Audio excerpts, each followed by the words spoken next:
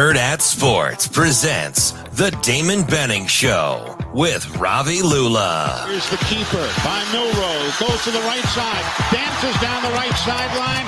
And he is in. Touchdown, Alabama. 13 yards on the run by Jalen Milroe. Empty set from the 46. Throw it to Mekhi Hughes. The little guy weaves his way into Skyhawk territory. He might go the distance. He's inside the 20, the 10, the 5. Foot race. Touchdown. He wins that foot race. Put 6 on the board for the dog. May. Play action going to throw. Has a man open. Touchdown, Carolina. Kobe Paysword cradles it home for 6. Empty backfield. Travis makes a chest high snap over the middle. Caught Coleman. Break the tackle to the 25. Coleman. He's open free. Shot in there, baby. Touchdown, Florida State. Touchdown, FSU. This is a total failure on a coaching standpoint and a player standpoint that, you know, we have to obviously address and we have to own. Play action fake. Back he goes. Great protection. Now steps up. Looks. Delivers downfield for Lambert Smith. He's got him at the 30, 25, 20, 15, 10, 5. Touchdown, Penn State. That 2023 season starts with a bang. Second down to 10 for the 25. There's a swing pass out of the back middle of the screen. Caught by Dylan Edwards. He's got men in front of him running at the 30 to the near sideline, to 35, 40. Up the sideline. Here he goes. 35 on his way to the end zone. 15, 10, 5. Touchdown. What's up, boss? You believe that? You hold on. Oh, no. Do you believe that? Huh? Oh, no. I ran through that bull jump you wrote down. I ran through that. I sifted through all that. Yeah. I wonder if we're going to talk about Dion at all today. This is the Damon Benning Show with Ravi Lulla. Welcome in on a Monday Tuesday. Yeah, it's, getting the week started off right. Oh, hopefully man. with your two buds over here. And then Shane. Me and you? Or you and this guy? I've been you and me. Oh, me and you. Shane's here too. All right, fringe dude, my man. Not a fringe guy. He's a core guy. He's just on the peripheral of the core. Said Shane, man, are you producing today? in about 90 seconds. Yeah, that's Shane's a good dude. He gave me a ride last couple days until I got my rental, so I appreciate that. I see you over there in your little I don't say what it is, because I'm going to tell you how I feel about it here in a second. No bueno. I hate those things. What is it again?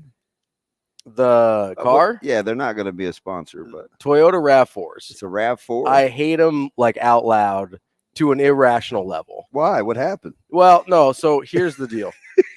They're crap. Really? So it's a Toyota, so the engine's going to run forever, right? But it's a rental, so I don't care about that. They are so cheap feeling on the inside. Everything's like, feels like it's going to break off in your hand. Vibing with just the this ergonomics. nasty plastic nonsense. Oh, it's Lord. Awful. Oh, Lord. So when I was giving Ravi a lift, Uh-huh. we were listening to some music, and I'll give you one guess, Damon, about what the music was. If you can guess, then you don't owe me any more lunches, since you owe me like 2. Okay. So you get one guess. Just guess the On music. what Ravi was listening to? No, what he was listening to with me in the car. Yeah. I'm going to go with... Because you're not going to get it. You went with Steely Dan. No. I could have been vibing with some Steely Dan. I don't even remember the name of it. What was it, Shane? We were listening to the Fat Boys. Oh, that's right. It was the Fat Boys. Okay, put that on the board of things that don't make sense. And I was like, Shane, this is a little before my time. But don't surprise me one iota. Not one bit. Not one bit. So there we go. We are getting you ready. We're here on Hurrdat Sports Radio. You can hear us on AM 590, ESPN Radio Omaha, or ESPN Tri-Cities. What's up, Tri-Cities? You can get us on YouTube, Twitter, all the places. My voice still sucks, but it's all great. You getting better? You getting so you had game and then you coached. Yeah, so you're struggling a little bit. All good in the neighborhood. I thought you were gonna, I'm gonna put you on blast here a little bit. You were supposed to come hang out with me Friday night, and then you guess ghosted. What? So the number one thing Friday night was to get something to eat. Yeah. So it was all about the kitchen. Yeah.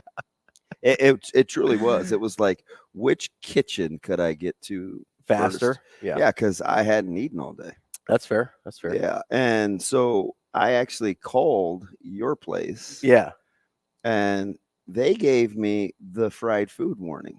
Like, hey, What does that mean? we're getting ready to turn their grills over to just the fryers. Oh, okay. Yeah, so that put them out. All right. Although I would have liked to have seen Stibbs. I mean, to heck with the rest of you guys, but Stibbs would have been cool. Isn't he funny? Dude, Stibbs is great. I love Stibbs. He's an awesome dude. Yeah, terrific dude. I hate saying that out loud. It's one of those guys you didn't think you were gonna like, but you're like, oh my gosh. I feel like a lot of people feel that way about me. Yeah. They're like really a night without him. I feel like a lot of people are feeling that way about Dion this morning too. You know what though? I do feel you're misread. I totally think you're misread. Yeah, no, people that don't know me get a way different read of It's me. like, gosh, man, sometimes it feels like he thinks he knows everything. I'm like, it's his delivery. He really doesn't. He's open to ideas. Yeah, I am open to ideas. He can definitely mind trick you though if you allow yourself to get bullied. Well, listen, if you're not strong enough to stand up for what you're thinking, why should I let your opinion be as valid as mine? Stand up for Like, what you believe. if you're in. you taking me to Sunday school today? Oh man, it's Tuesday. We were at school yesterday for 5 hours. It made zero sense. Yeah, it's a day off, I thought. No. You don't take a lot of those. No, we had to finish our scouting reports, and then we met as a staff, and then the kids came in. Oh, nice. Yeah. No rest for the wicked. Well, you got Bellevue West this week. Yes, we do. At Bellevue West after I'm excited to go on the road. a nice little stroll in the park, 45 zip over Grand Island. Yeah. Pretty casual. There were some really interesting scores. I called you immediately on Friday night. Yeah, as soon as you were done. Yeah. And you're like, hey, what happened in that I Millard said, South? you got to walk game? me through the score, because in high school, it's seldom like it. Normal. It's not normal. And I had heard that Ronner wasn't feeling well. Yeah. So I wanted to know. And almost everybody that was there described that game to a T. Yeah. And I follow a guy that does a lot of stuff for high school evaluations. And you guys were pretty much. I was going to say, was my description. Yes, you guys were pretty much on the same It was page. super fluky. Yeah. Well, he didn't use the term fluky. He said the score was misleading. Yeah, right. Yeah. But I described the sequence to you, and if you guys don't know what we're talking about, They're like, oh, here they go, open it up with ice. Well, listen, we did an entire show Friday about. And listen, Nebraska I'm football. I'm exhausted over Dion, so I have to give myself a second. That's fine. We don't have to talk about Dion. Hey, I keep receipts. That's a little over the top, right? Yeah. Like, well, so you said you like Dion though. I do, but so that's what I want to get to. Okay, fine. So let me do Millard South Elkhorn South. You can first. slap my wrist. So how do you like that guy? No, I'm genuinely curious. I'm genuinely curious. Okay, all right. Which is, I think, one of the things people miss about me is I feel very strongly about the things I think I know. Yeah. But I'm genuinely curious to learn more. Okay. At all times. Well, I'll see if I can be of assistance. I hope so. I'm gonna go ahead and doubt that because I got a lot of questions. So Millard South, Elkhorn South, real quick. One of the most high schooly games I've seen in a while. Really? In the sense of like, there's just kind of a lot of random things that, in higher level football, not that high school is not a high level, because obviously those guys are really, really good. Uh-huh. But sometimes you get some execution mistakes that you don't kind of compound on each other in a way you don't always see outside of like last 5 years of Nebraska. Okay. Wow. Just thought I'd slip that in there, see if anybody noticed. There was a sequence with Millard South, Elkhorn South in the first half where it goes, I believe, double tipped pass to Millard South for a 30-yard gain. Mm-hmm. A running back rolling off of a pile and scoring on a touchdown. He's pretty sweet, though, isn't he? No, he's really good, but it was also kind of a ridiculous play. I get that it's happened at other levels, but it's also not in high school. It's not something you can review, right? So it feels even more. It feels even a little bit weirder in high school because you're like, I don't know if he was down or not. Like, I have no idea. So that was the first touchdown for Millard South. Immediately after that, you have a muffed kickoff. Elkhorn South ends up basically starting from their own goal line. you have Ronner getting hammered, ball flies up in the air, pick six. All of a sudden, it's 13-0 in the blink of an eye. Yeah. Okay. And I don't know if it was on that play or the following series. Ronner gets sacked again, and he's banged up and he's out for the rest of the game. I wanted you to watch him because I kind of like him. I did what I saw of him, but it was not very much, right? It was like a quarter and a half, maybe. Pretty athletic, but good runner. Yeah. The passing, I was a little. You're like, Yeah, it seemed like there you was have some a very high standard, though. I've noticed because Yeah. you have that's like a couple of weeks in a row. You have questions about quarterbacks, like you're and as we're seeing, much like college football, it can be very quarterback. High school is very quarterback driven. Oh yeah, especially very quarterback, especially if you've got a guy that you think is really talented. It can change your entire fortunes of your team, right? And so Ronner gets out. They do a couple series. Millard South has a normal field goal drive, which was the aberration of the first half. You talking about a sustained drive? Yeah, just marches down the field and kicks up field. Ashton Murphy's pretty good, isn't he? Ashton Murphy's disruptive. Laquan is pretty good. Isn't he? Yeah. He's a stud. And then would you believe the guy from Millard's he's like a nice person? Yeah, I mean, he doesn't see he's got a little nasty in him on the football field. Oh, a little? Well, it's like Tyson Terry kind of, right? Yeah. Oh, yeah. It's very similar. Very similar because Tyson could babysit Zoe. Right, but on the football field, you're like, I don't eat her. I don't really want to be around him right now. So, by the way, how about Millard West? I tried to tell people. You did. You tried to tell about that coach. It just that did not surprise me. But then the last really fluky thing in that Millard South Elkhorn South game is they've got a backup quarterback in. They're like, I want to say 30 or 40 seconds left in the half, and they're trying to score from probably the 30 or 40 of their own. So they got a ways to go still with a backup QB in high school. And are you setting the stage? Well, I'm saying this isn't Millard North 03 where they're going to roll out a third stringer and win a state title. Yeah. That's not going to happen most places because you don't have 4 D1 offensive linemen. So they're trying to go down the field, and he throws an out that was never going to get there. Yeah. And Miller's out in Vogue gift wrap. Never gonna get it. Never gonna get it. Yes, his receiver was never going to get it. Was that in Vogue, Shane? He would. Yes, it was. But the Miller South guy was like, "Hey, you have that CD? I have the greatest hits. Thank you for the early Christmas present." And he housed it. Yeah. And all of a sudden it's 23-0 at halftime. And I was like, okay, that feels like it's about that.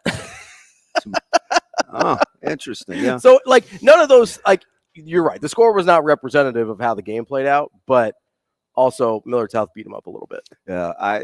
This is weird as a coach that coaches against him, but I said this in the summer. One of the things that I liked about Millard South, and I told this to their staff, they've embraced kind of the bad boy role, right? Yeah. The boys with the Z, the black jerseys, they went with the dark gray camo last night or on Friday. Yeah.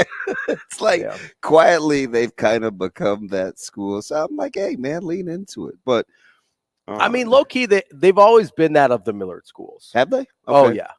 They were, especially after Millard West opened, basically. Because Millard North and Millard West were the quote unquote rich kids. And then I love the air quotes. Well, I mean, listen, because this is not true. I went to Millard North, and we were middle class, right? As the kids would say. Yeah, it was, and so they had, but there was this perception of Millard North and Millard West kids, and then Millard South kids. Again, not an accurate perception. They were the poor Millard school. I like it. And they've always kind of been the outcast Millard school, even though they're the original. Which is kind of goofy, but I don't know, whatever. I think with Coach Means, they just had this image of he's just a nice, good natured, and he's very cordial, and but they're going all 80s Pistons on us. Listen, they've leaned into it. They for sure have. They chirp pretty good. We got up some clips of media, we're coming for that state title, and that's how they've got to think, right? Yeah. But what will obviously be a theme for the show, it's good to keep receipts. Sure. Right. And sometimes you think it can be being petty, but you try to push the buttons you can on. I'll show you our scouting report for WS. Like there's lots of little clippings, right? Because we do a scouting report every week and we print it out and we go through it as a team in our team meetings and stuff. So it's just, I mean, you try to figure out how folks are motivated, whether it's a straw man argument or not, like we heard over the weekend, which, again, I mean, listen, you'd show me any highly competitive person, and I will show you somebody that's incredibly petty. Like, just for real. Yeah. You know I'm right. Yeah. They go hand in hand. Yeah. Because it's not natural to be that competitive all the time. So you kind of have to manufacture it. So, like, we're having these conversations. I mean, most people don't go full sociopath like Jordan and make up things that didn't happen and convince themselves they're real. So, like, the emotions are running high for this week, like really high yesterday. And you could tell the kids, like, just on Saturday, like,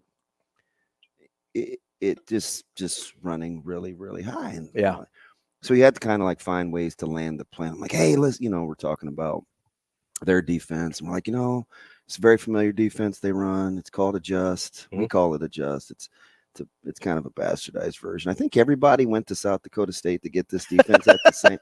No, I'm serious. I think everybody went to South Dakota State to get this defense at the same time because, Ben Ryan ran it over at Burke, and there's a couple things that we'll do that look like that, and it's exactly what WS does. But so it's kind of made its rounds. But anyway, we had to like find ways to bring it back to football, like actual football. Just who did we hear that from this week? Got to make it about football. No, seriously. Like that's a thing. No, right? it is. That's a real thing. Like you have to strip away the emotions. Of whatever you think has gone on in the offseason, kind of way about whether it's really manufactured or not. One kid might have said something. Doesn't mean the whole team's like that. I mean, doesn't mean they're in the locker room talking trash about you. Right. Yeah. So, at some point, it's got to be about the football. Yeah. Which is, thankfully, if you're a Nebraska fan, exactly what Coach Rhule said. This is going to be about football. Yeah. Like this one. It's not the flash. It's not the dash. It's at some point you got to settle in and play football. And we've become we're like these victims, Ravi, of our own imagination, right? Okay. Elaborate on that. It's like Creed, right? My own prison. Court is in session.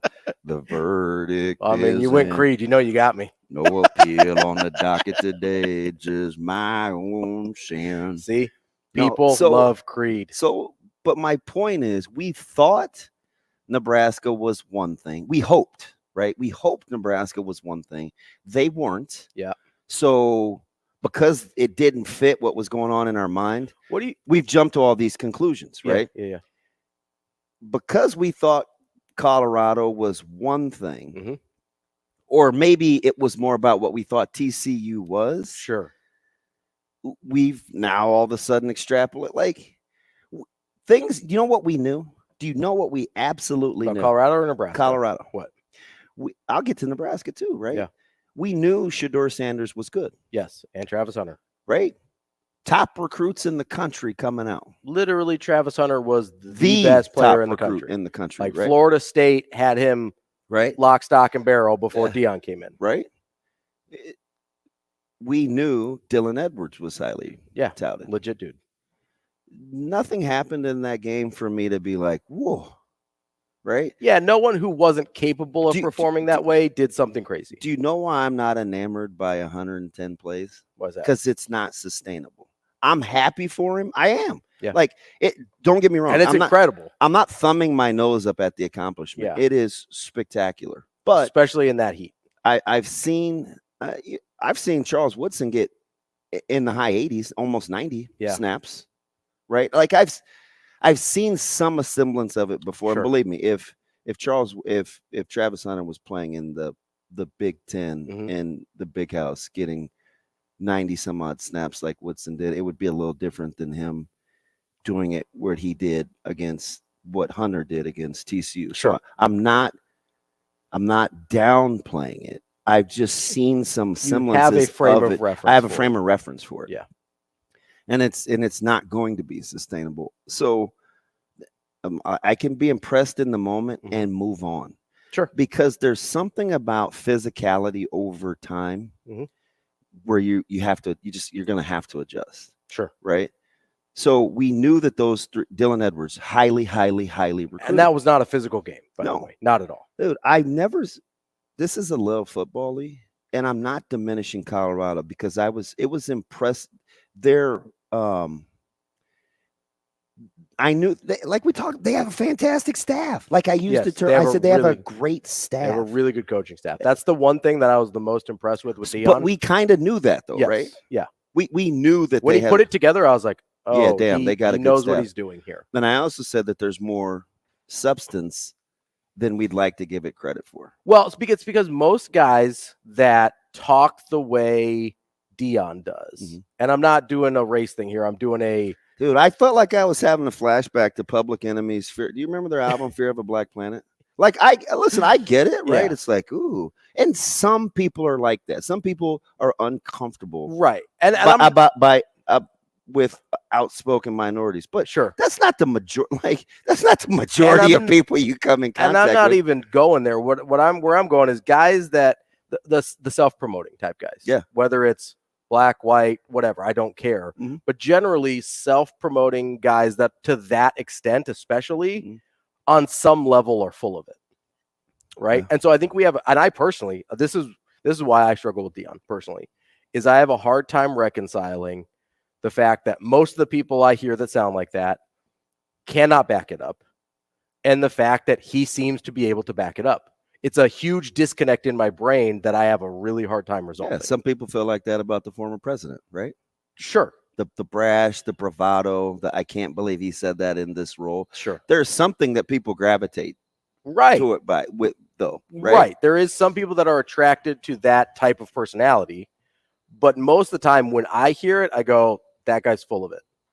And so when you see a guy that actually has substance behind it as well, it's really hard to kind of dig through the self-promotion to get to, oh, he did hire a really good staff. Yeah. He does have some actual studs on that team.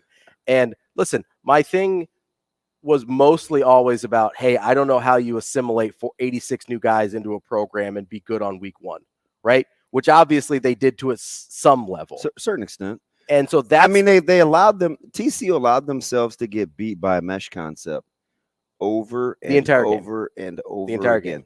I was floored. That defense is astoundingly bad. Can we start there? Astoundingly bad. I don't listen. They were bad last year when they made the title game. They were like 91st in the country. Listen, I get it. And they're worse this year.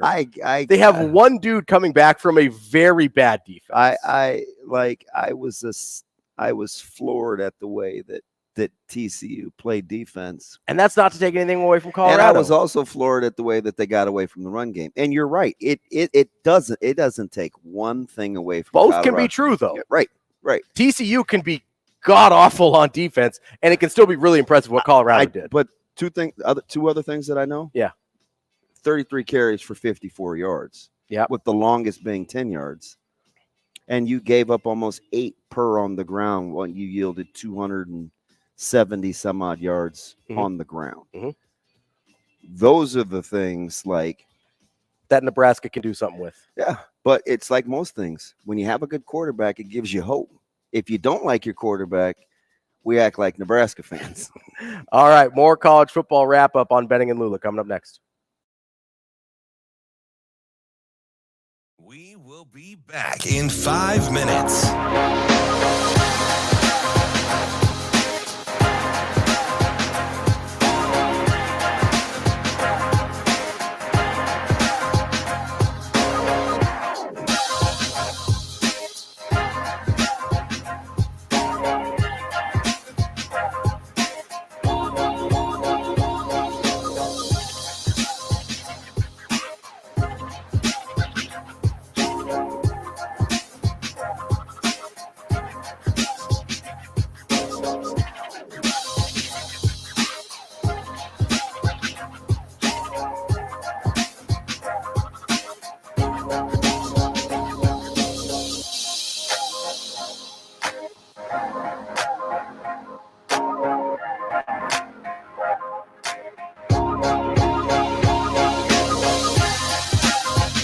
We will be back in 4 minutes.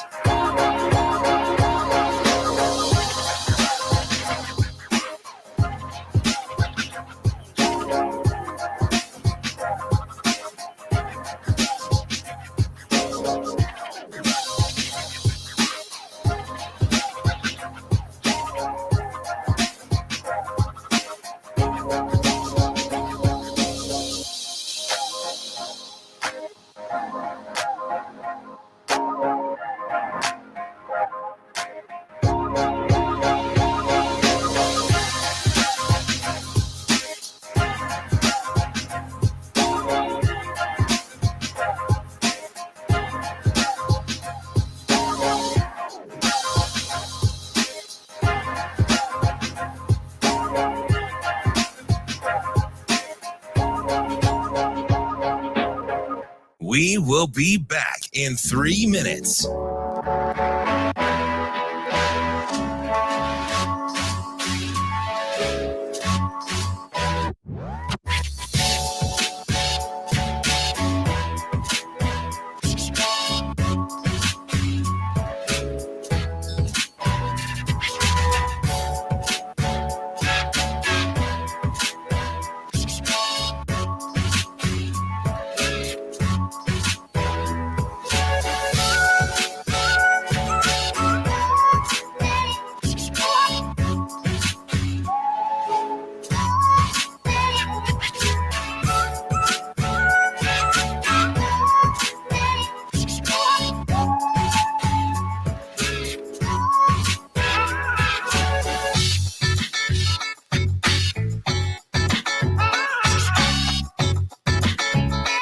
We will be back in 2 minutes.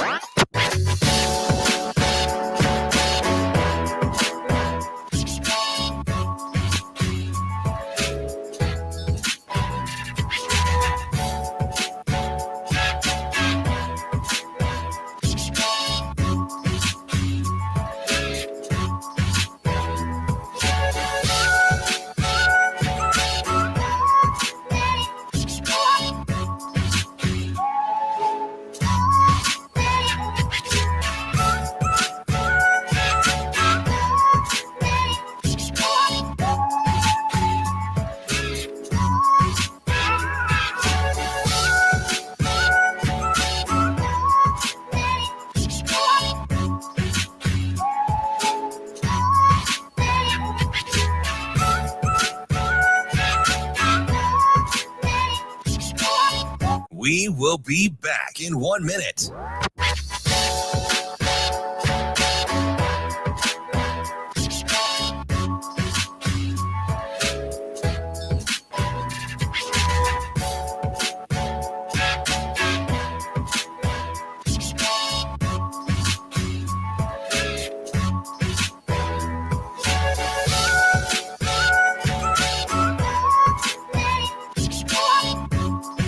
We will be back in 30 seconds.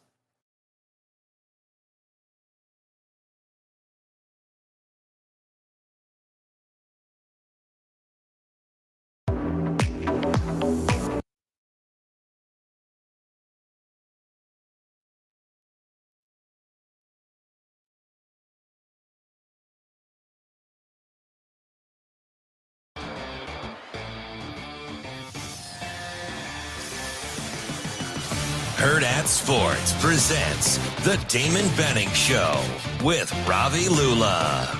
Takes a knee. It's over.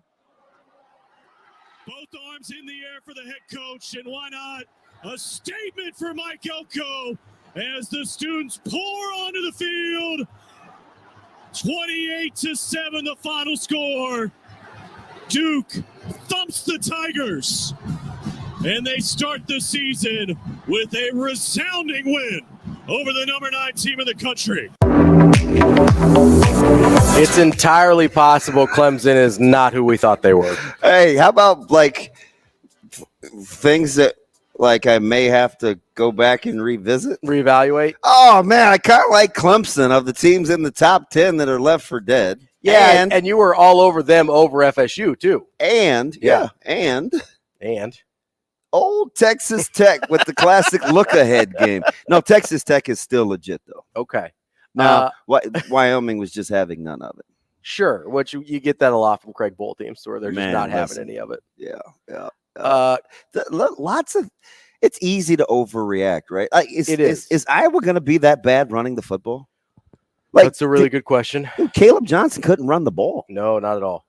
I'm like, and after basically their first 2 drives, they couldn't do anything at all against Utah State. So they're a 4-point fave over the Cyclones? Yes, I think that's right. That game's gonna be low scoring. Yeah, I would take the under. I don't care what the number is. So it's funny because the under. Speaking of the under and a game, mm-hmm. Did you gut out Northwestern and Rutgers? I did not, because I wasn't aware of an under under there. So that was like everybody's baby. Yeah. They didn't care what the number was. They were going under. And I think it was like, I don't even remember. It was like 40, maybe 40 and a half. And the internet will tell us. That game, what did it end up? 27-7. Watching Northwestern on offense. It's painful. And I guess to bring it full circle to Nebraska, Colorado this week, quarterbacks give you hope. Yeah. That's what they do. Like, they totally changed the way that you think about your football team. And it's amazing how drastic it is. Yeah, because you can have a lot of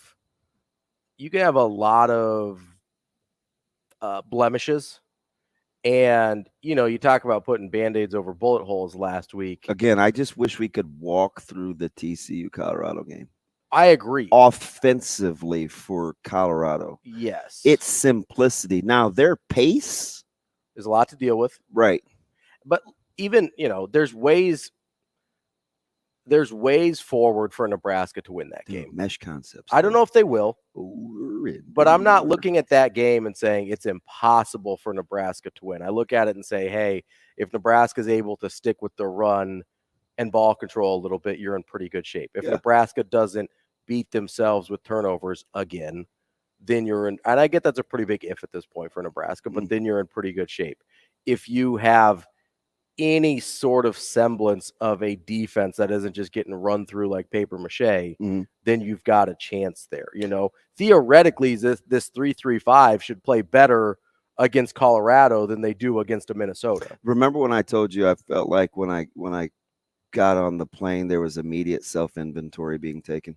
Mm-hmm. Right? Like already on the laptops. No, yes. This is terrible radio because they can't see. Right. That's why you should watch us on YouTube or Twitter. But I want you to read that response. Yeah. Right? Like, took that to heart. Yeah. And you saw the word that he used, right? Mm-hmm. So, Nebraska, that's just code for Nebraska staff. Would you say took it personally? Took that performance personally? Yeah, I think so. Took it to heart? I think so. All right. Like, and that's not the head man. That's somebody else, right? Yeah. Like, that's how everybody felt. Which that's the only way to improve, right? If you 100%.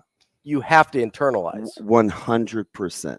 There was no I was never so happy to read a reply as I was this, because I'm like, ooh, that word hurts, especially when you describe it, use it about yourself. To describe yourself, yeah.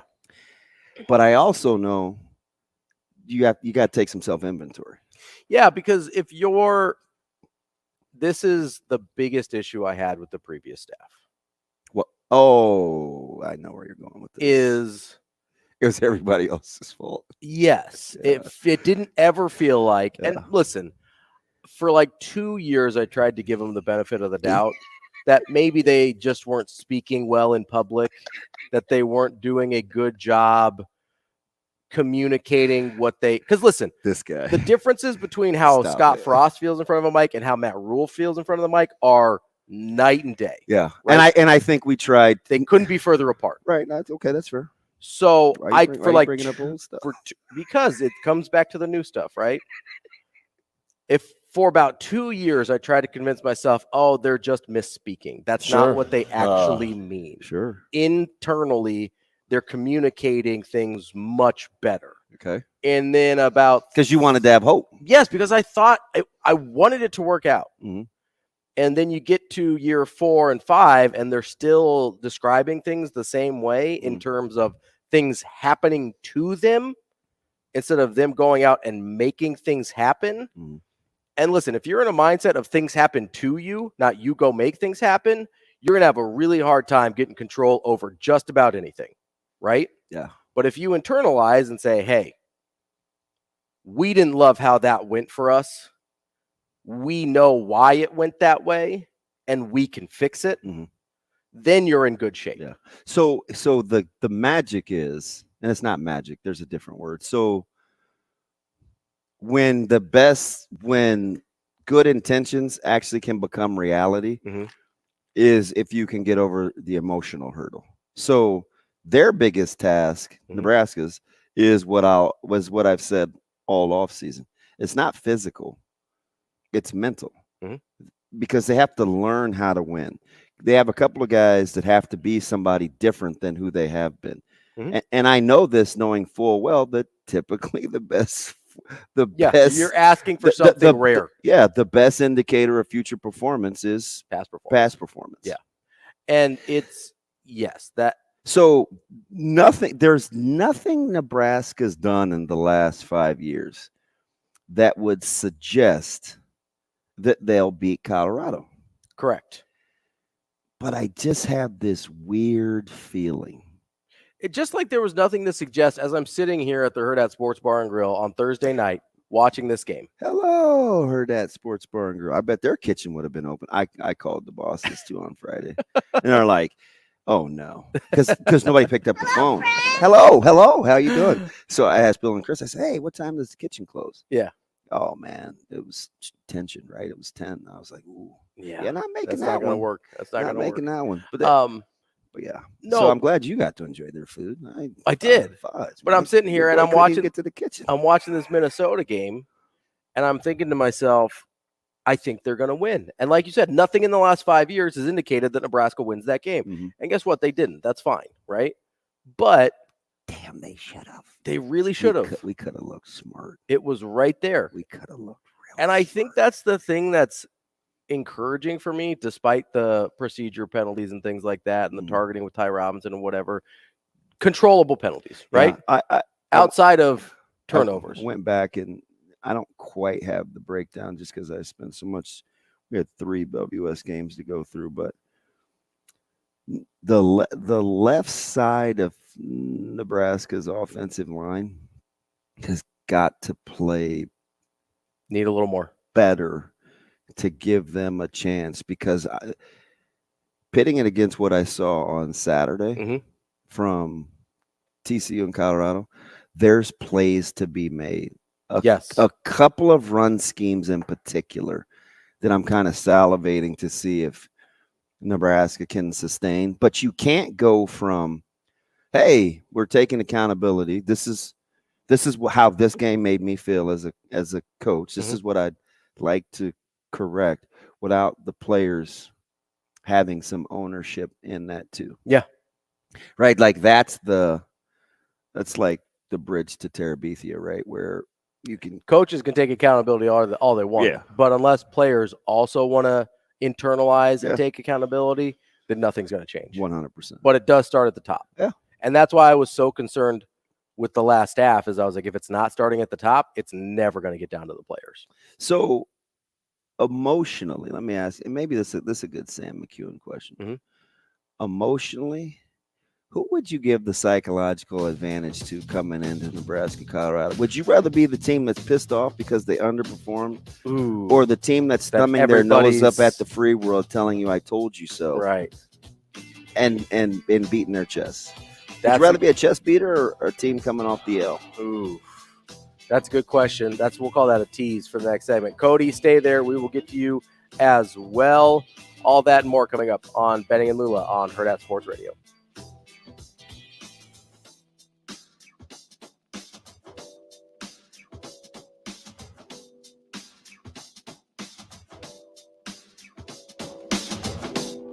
We'll be right back in 4 minutes.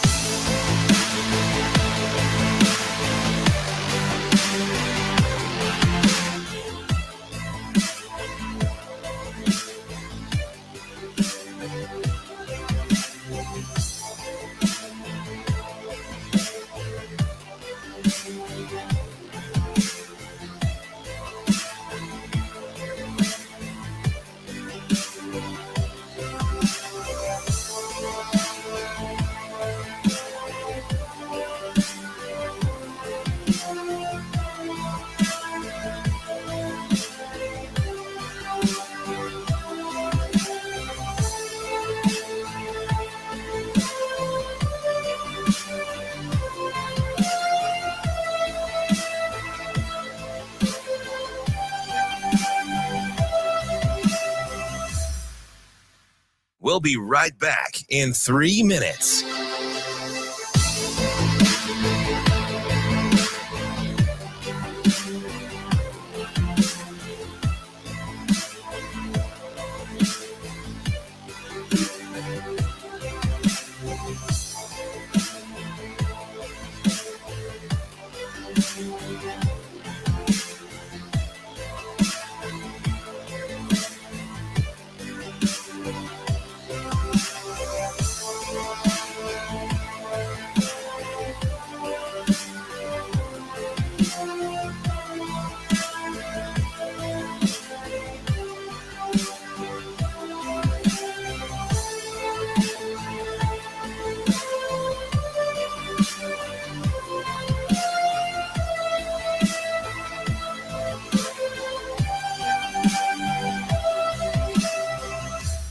We'll be right back in 2 minutes.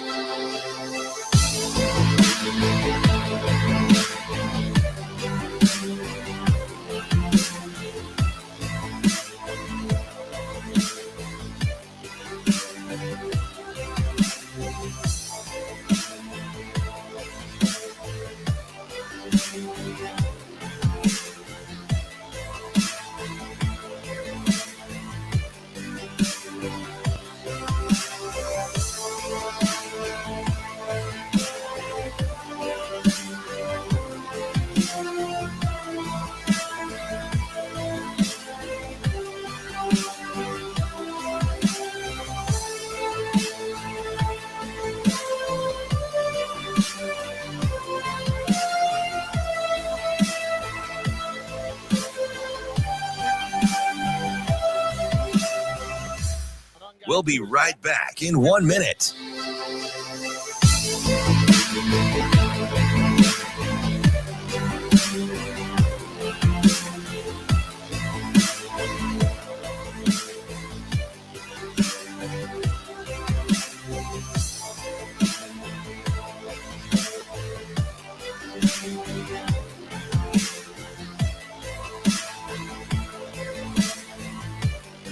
We'll be right back in 30 seconds.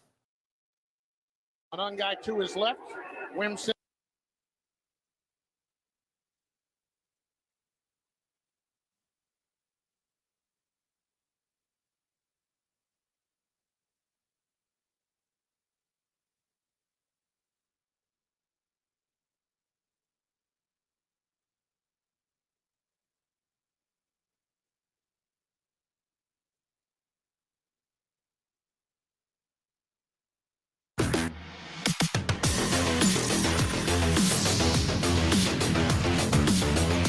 Hurrdat Sports presents the Damon Benning Show with Ravi Lulla. On guy to his left, Wimson hands it off for Kool, bounces outside right, cuts inside left and scores! The Rutgers touchdown! Kyle Manungai for the Scarlet Knights punches it in from 15 yards out. Wimson looked good. Wrap it up. Hour number 1 here on the Damon Benning Show with Ravi Lulla.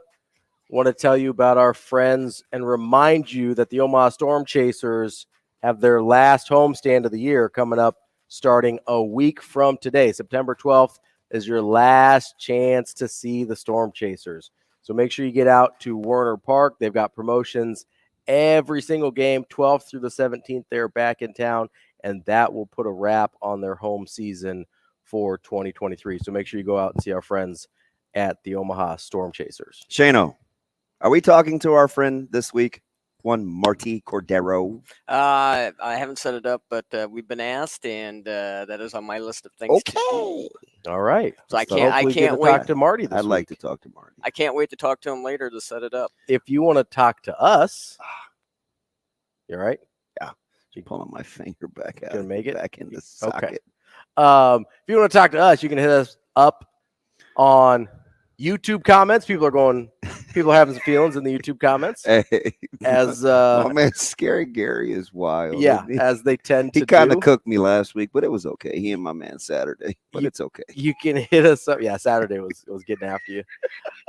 You can hit us up on the I can take it show email page, thedbshow@hurrdatsports.com, or you can do like Cody's doing and get in touch with us on the Warhorse Sportsbook hotline, 888-638-4876. Cody, what do we have going on today?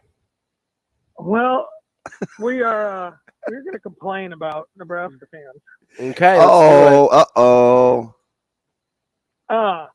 I didn't know that Colorado already won the national title and Sanders won the Heisman. I thought we were supposed to hate Colorado. I mean, isn't it supposed to be rivalry week? And what's going on? Talk about overreaction. Is that your sphere of influence is all in on Colorado, Cody? What's that? Your sphere, your folks in your circle are all in on Colorado? Yeah, folks, and I would say a good 50% of social media buddies texting me. Vegas is banking on it too. Yeah. And then next thing, TCU, Washington, Montana, Clemson, numerous. I watched a lot of football this weekend. Yeah. Why are we not going under center on the 1 yard line? It's Nebraska tried and they got a false start. Again, though, yeah. That's one where you kind of want to take your time and just get it right, do it right. Yeah, in the moment, I was like, just take the time out. Just Yeah. take the time out, man. Yeah. It's okay. Oh, yeah. Just take And the then, time out. I know you guys got a lot going on, and I'm sure a lot of people are going to be calling in. But the last thing, because I know you're not going to talk about it the rest of the week, quick pick for the game of the week. Who you taking? South Dakota State, Montana State. God, that is tough. Montana State. I'm going to ride with the local, Robbie? South Dakota State. All right. Colton Tilford's going to lead the way. Listen, how good is that dude, though? Like, let's be honest. Do you know how close Nebraska was to getting him as a PWO? But I mean, I get why he did what he had to do. I mean, that is the defending national champs, and it's free. But free is good. I like free. He's a stud.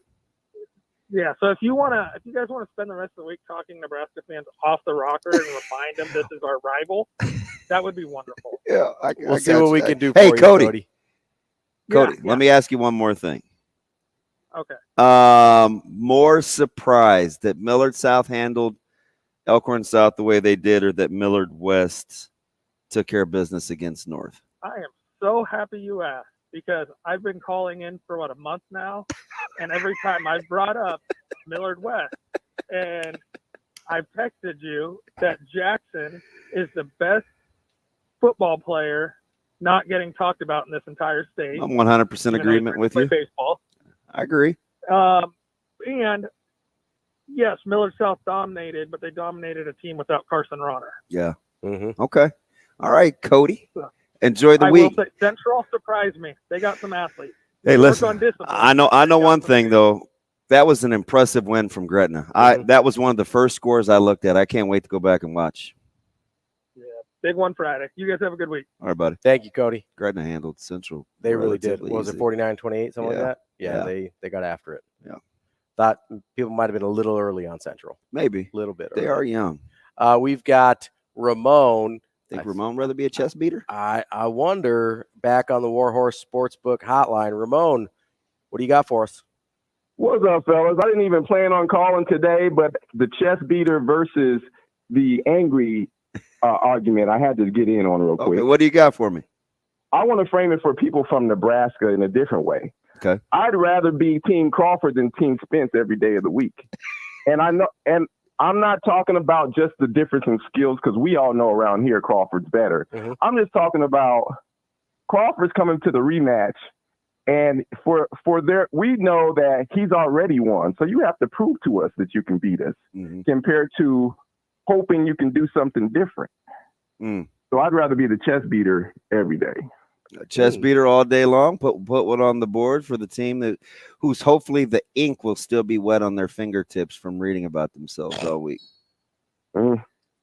And I understand the motivation behind being angry and what people are saying, but still, you have to do something different than you did before. Versus what about how much is humility worth? Like, because I'm pretty sure Nebraska was humbled, that staff. I think it's worth a lot, but what if we get humbled again? Then how much is it worth? Yeah.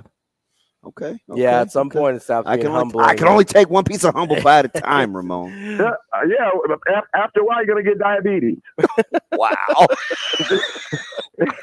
All right, Ramon. Appreciate the call.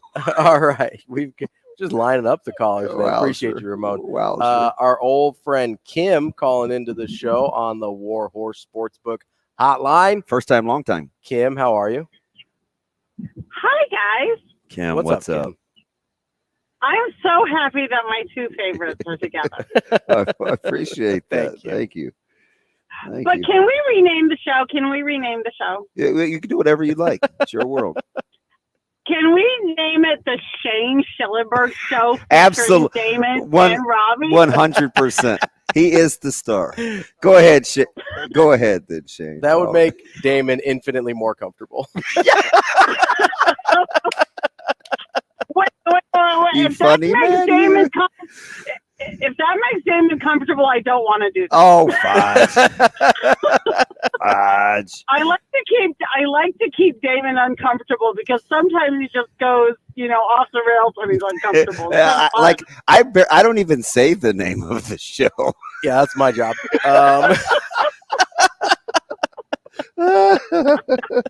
Woo. Kim, we appreciate it. Go ahead. Yeah. Go ahead. Yeah, I was going to say, I don't know what Westside is doing over there, but y'all are cranking out some. Well, y'all are cranking out some athletes, man. I went and saw Creighton play volleyball this weekend. Yep.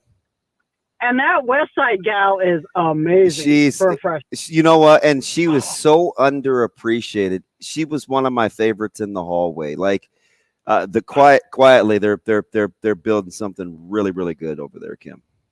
Oh yeah, I mean she was amazing, and I looked at my husband. I'm like, she's just a freshman. Yeah, she was kind of dinged up all last year. She's going to be sensational.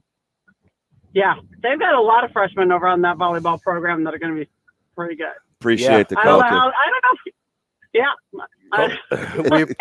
We appreciate you, Kim. Yeah, and we still love Mason Miller, Robbie. Always. Ride or die. President of the fan club. Ride or die. We'll see him. I'm excited for the fall. We'll see him this fall. I'm excited. It's exciting. Thanks, guys. Thanks, Kim. Thank you, Kim. And one more here on the Warhorse Sportsbook hotline. We've got Gary with a running back question, Shane says. What do we know Gary, about running backs? What do we have? Hello, good morning, gentlemen. Hi, Gary. Mr. Benning. Yes, sir. What was wrong with Ramir Johnson and Irvin and crunch the time? ball during that key situation when we put a guy in that got demoted down to 3 because he fumbles? Okay, I'll answer that. Is that that's pretty to the point, Gary? You know what I think happened? I don't want to speak for the coaches, but I think they were telling us who they thought the best guy was going to be in that situation. I know we can disagree with it, but that's the only thing that I can think of is that's the guy that they thought gave them the best. So there must be something that he does well enough where they got over the risk reward of him putting it on the carpet. Okay. That's Thanks, it. sir. You got it. Thank you, Gary. You know what I mean? No, I do. I think we talked about this a little bit last week, right? On Friday after the game. Is this when Saturday was lighting me up? Yes. Okay. And I think, correct me if I'm misrepresenting here, I think the way you laid it out was certain run plays or concepts you felt like they liked Anthony Grant a little bit better for. Yes. And so they put him in for that situation because they thought, my big thing is put guys in situations to succeed. Right. They thought if they put Gabe Ervin in that situation to do that particular play, they're not putting Gabe Ervin in a good position to succeed, and vice versa. They are putting Anthony Grant in a position to succeed. And you know what's funny? Mm-hmm. He almost had a spectacular run. It was everything was great until the end. But like, there's a certain and point, I guess just not worth it. There's a certain point, and we have to ask this question about Jeff Sims as well, is even if you're putting them in a position to succeed and they still fail, you might have to call different plays. Or how many chances do you give it before you pull the plug? Coming up next, we've got our friend Sam McKewon from the Omaha World-Herald here on Benning and Lulla.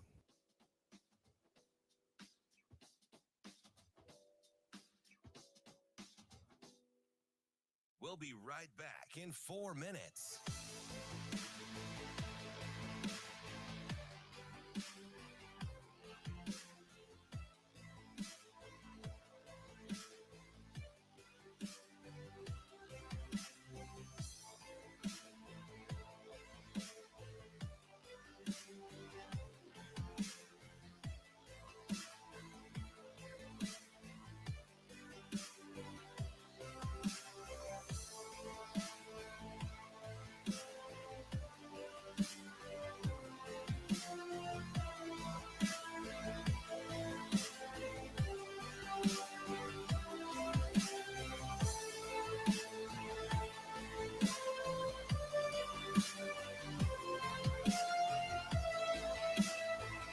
The things that we teach, tracking the near hip, all the different fundamentals that we believe in, they show up in these games, right? What has a tendency to happen when it goes that fast, guys start to get sloppy. And this, for our guys, they're going to have to make this football. This has to be football. This can't be about tempo. This can't be about altitude. This can't be about playing a ranked opponent or being on the road. It just has to be football. And if we do that, that's what we've done all training camp. We'll have a chance. There's obviously a lot of questions about how would the 3-3-5 stack up to big people. I thought, we handled the run game in the last game pretty well. This is, as you said, a whole unique challenge, right? Maybe more designed for the 3-3-5, So we'll just have to play well, though. It's going to be football. We have to play good football. And this, for our guys that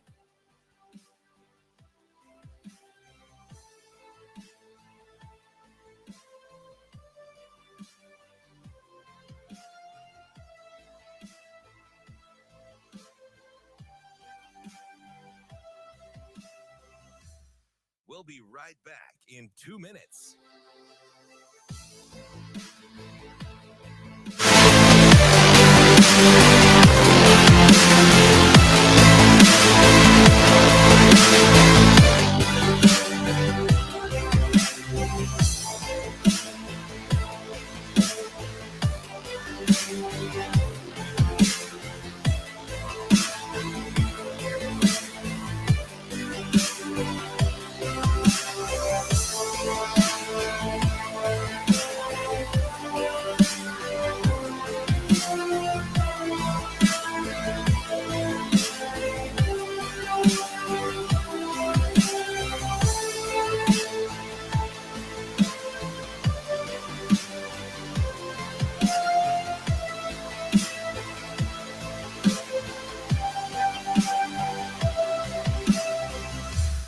We'll be right back in 1 minute.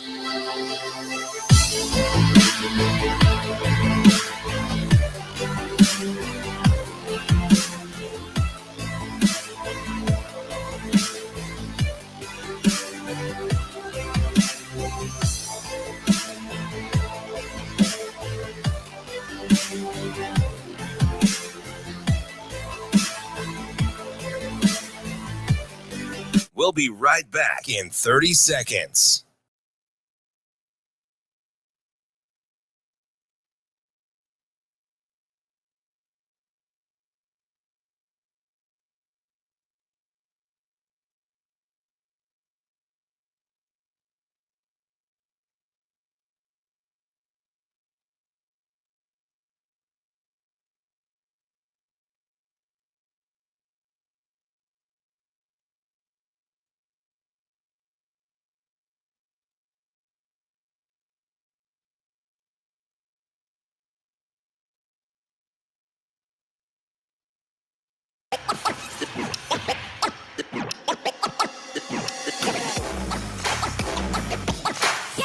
Hurrdat Sports presents the Damon Benning Show with Ravi Lulla. Here is the sports editor for the Omaha World-Herald, Sam McKewon. That's fine. Sam McKewon. We're gonna throw the ball, and you just stand back there and throw it where you want to go. That kind of thing. Sam McKewon. Are you guys going? Sure. Now, Sam McKewon. And this, for our guys, they're going to have to make this football. This has to be football. This can't be about tempo. This can't be about altitude. This can't be about playing a ranked opponent or being on the road. It just has to be football. And if we do that, that's what we've done on training camp. We'll have a chance. There's obviously a lot of questions about how would the 3-3-5 stack up to big people. I thought, we handled the run game in the last game pretty well. This is, as you said, a whole unique challenge, right? Maybe more designed for the 3-3-5, So we'll just have to play well, though. It's going to be football. We have to play good football. Joining us now on the Damon Benning Show with Ravi Lulla is our friend Sam McKewon from the Omaha World-Herald. Sam, how are you today? Pretty good. How are you? Well, good morning, Sam. We're feeling a little I don't know what's the word. Black couchish. We're putting folks on the black couch, Sam. Oh, we're going therapy sessions today. I'm curious though, Sam. From an emotional standpoint, I kind of phrased it, would you rather be the guys beating their chests, reading about themselves all week, or the team that is a little angry and a little embarrassed after a performance? I think if you're just asking that question in a vacuum, probably the second one,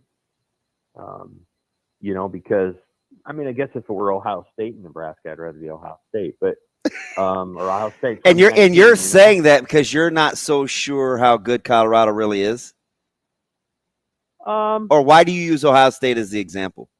Well, what I'm saying is that it depends on the players who are beating their chest. Like if it's Ohio State 2019, I'll take them, regardless of what their attitude is. I don't know. It's specific to this matchup. I think Nebraska probably would have approached this game either way, probably the same way, once they watch Colorado on Saturday. This game is even if Nebraska had beaten Minnesota, I think they would have watched the game on Saturday, which I'm sure they already did. And they can be angry about what happened with Minnesota, but that really doesn't matter. What happened in that game so doesn't matter now. They know what the challenge is ahead of them. I think it's pretty clear what the challenge is. Doesn't mean that Nebraska can't win. I think Nebraska has a good chance of winning. But now they know what Colorado is going to try to do, what they can do, what their threat is. And I'm guessing if they're smart, if Nebraska players are smart, and I assume they are, it's like the Minnesota game never even happened. And everything is focused on if you're a defensive player, okay, what's going to be the pressure gauge that we're going to decide to dial up on the quarterback from, let's say, 1 to 10, and what does that mean for our secondary? And then on the offensive side of the ball, maybe you do think a little bit about Minnesota and say, okay, that isn't what we want to do ever again.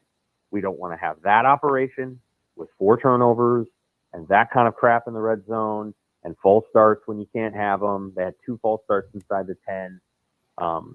We have to do everything we can do to not have that happen again, because the offense's role on Saturday is really crucial. Like, the offense has a great opportunity to help its defense by methodically driving the ball and keeping it away from Colorado's offense.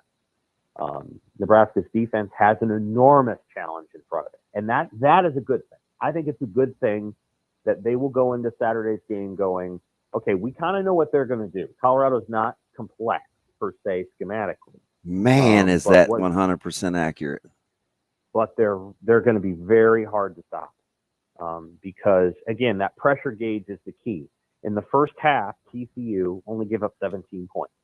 I would argue that TCU schematically and philosophically played better in the second half on defense than they did in the first half, but they were tired, and they couldn't do the things in the second half that they needed to to down the field. And Colorado was able to make some plays down the field. When TCU turned up the pressure, their defense looked better, but it took too long to get there. It took them. They had to give up 24 points before they decided, hey, maybe we need to stop acting like, this quarterback is going to run around all of us, because he doesn't do that. That's not what he did. And you know what's funny? It's kind of a misnomer. Mm-hmm.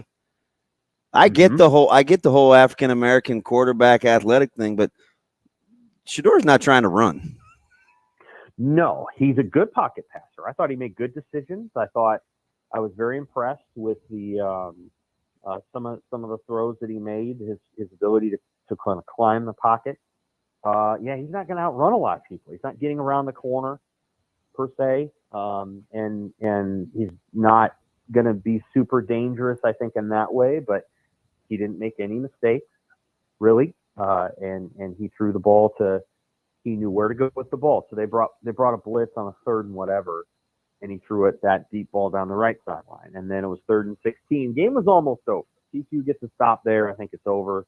I think Colorado loses, and he throws it right up the seam to Travis Hunter. And Hunter makes a great play. And Hunter's the best player on the football team. I just don't think you're going to make a living getting a lot of 50-50 balls. True.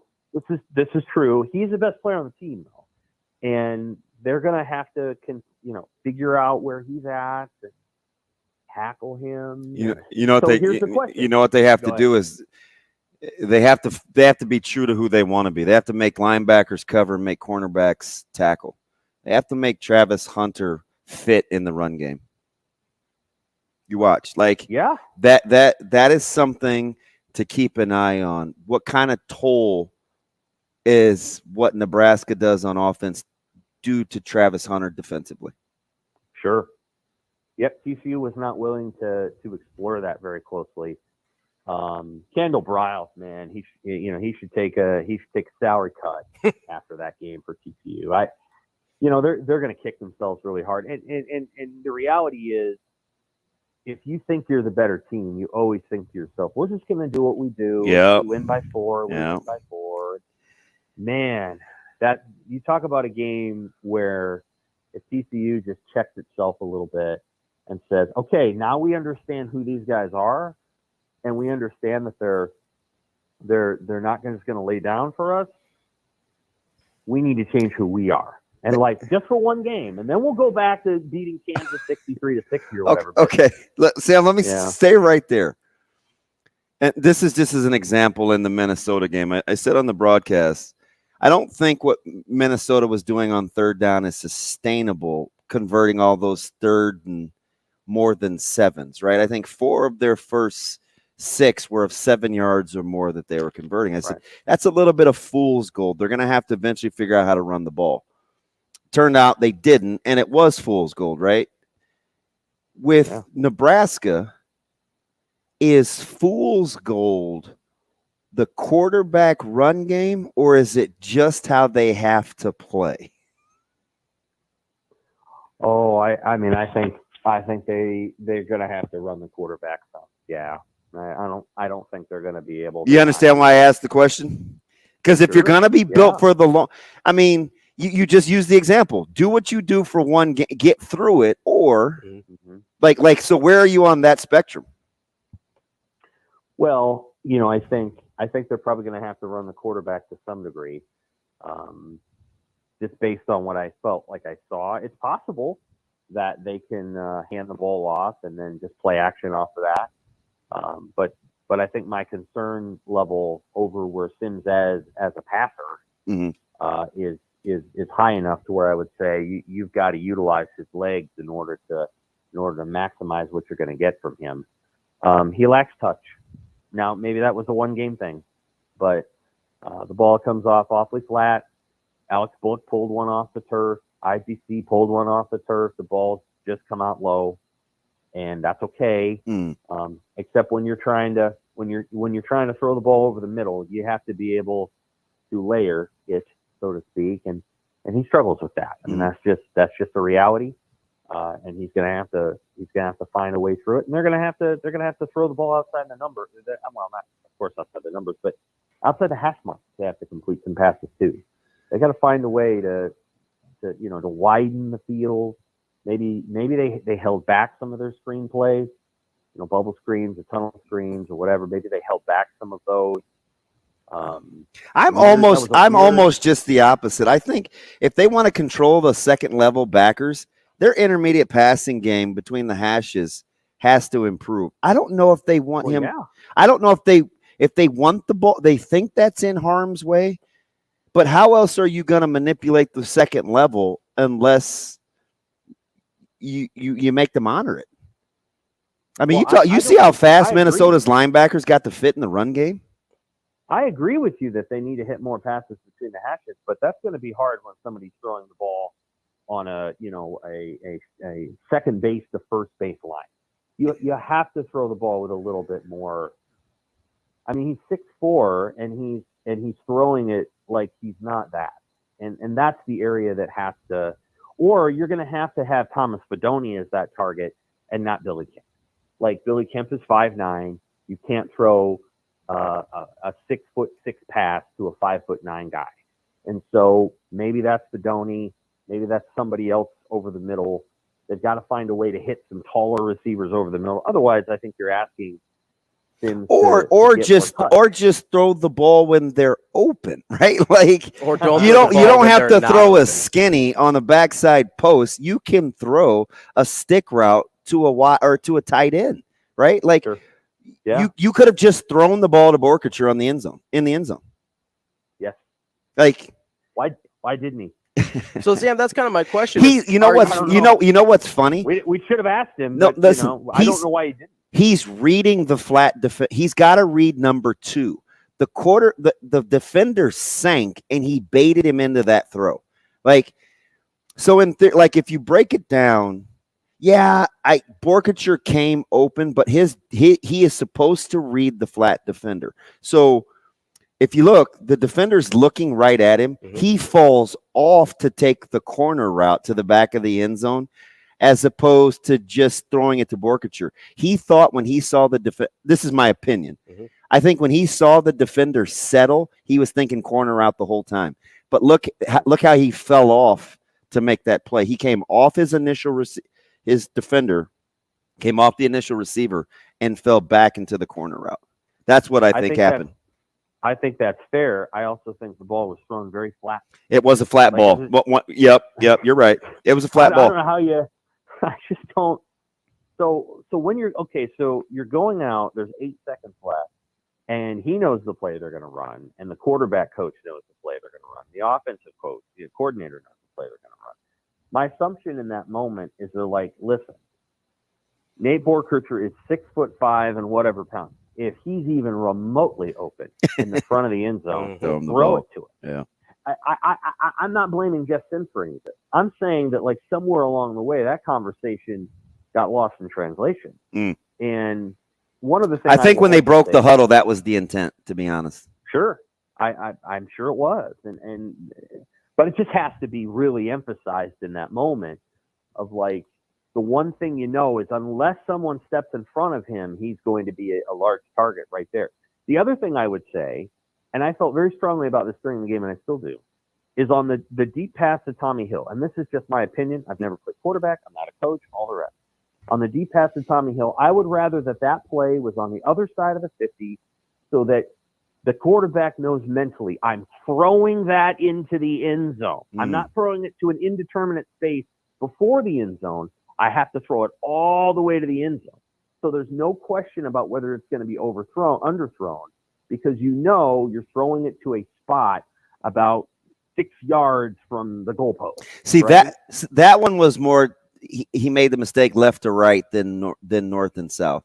That ball had to stay along the near goalpost. Like, because, in those passing things, Sam, it's like throwing it down the hallway, right? Where his ball went to the far goalpost.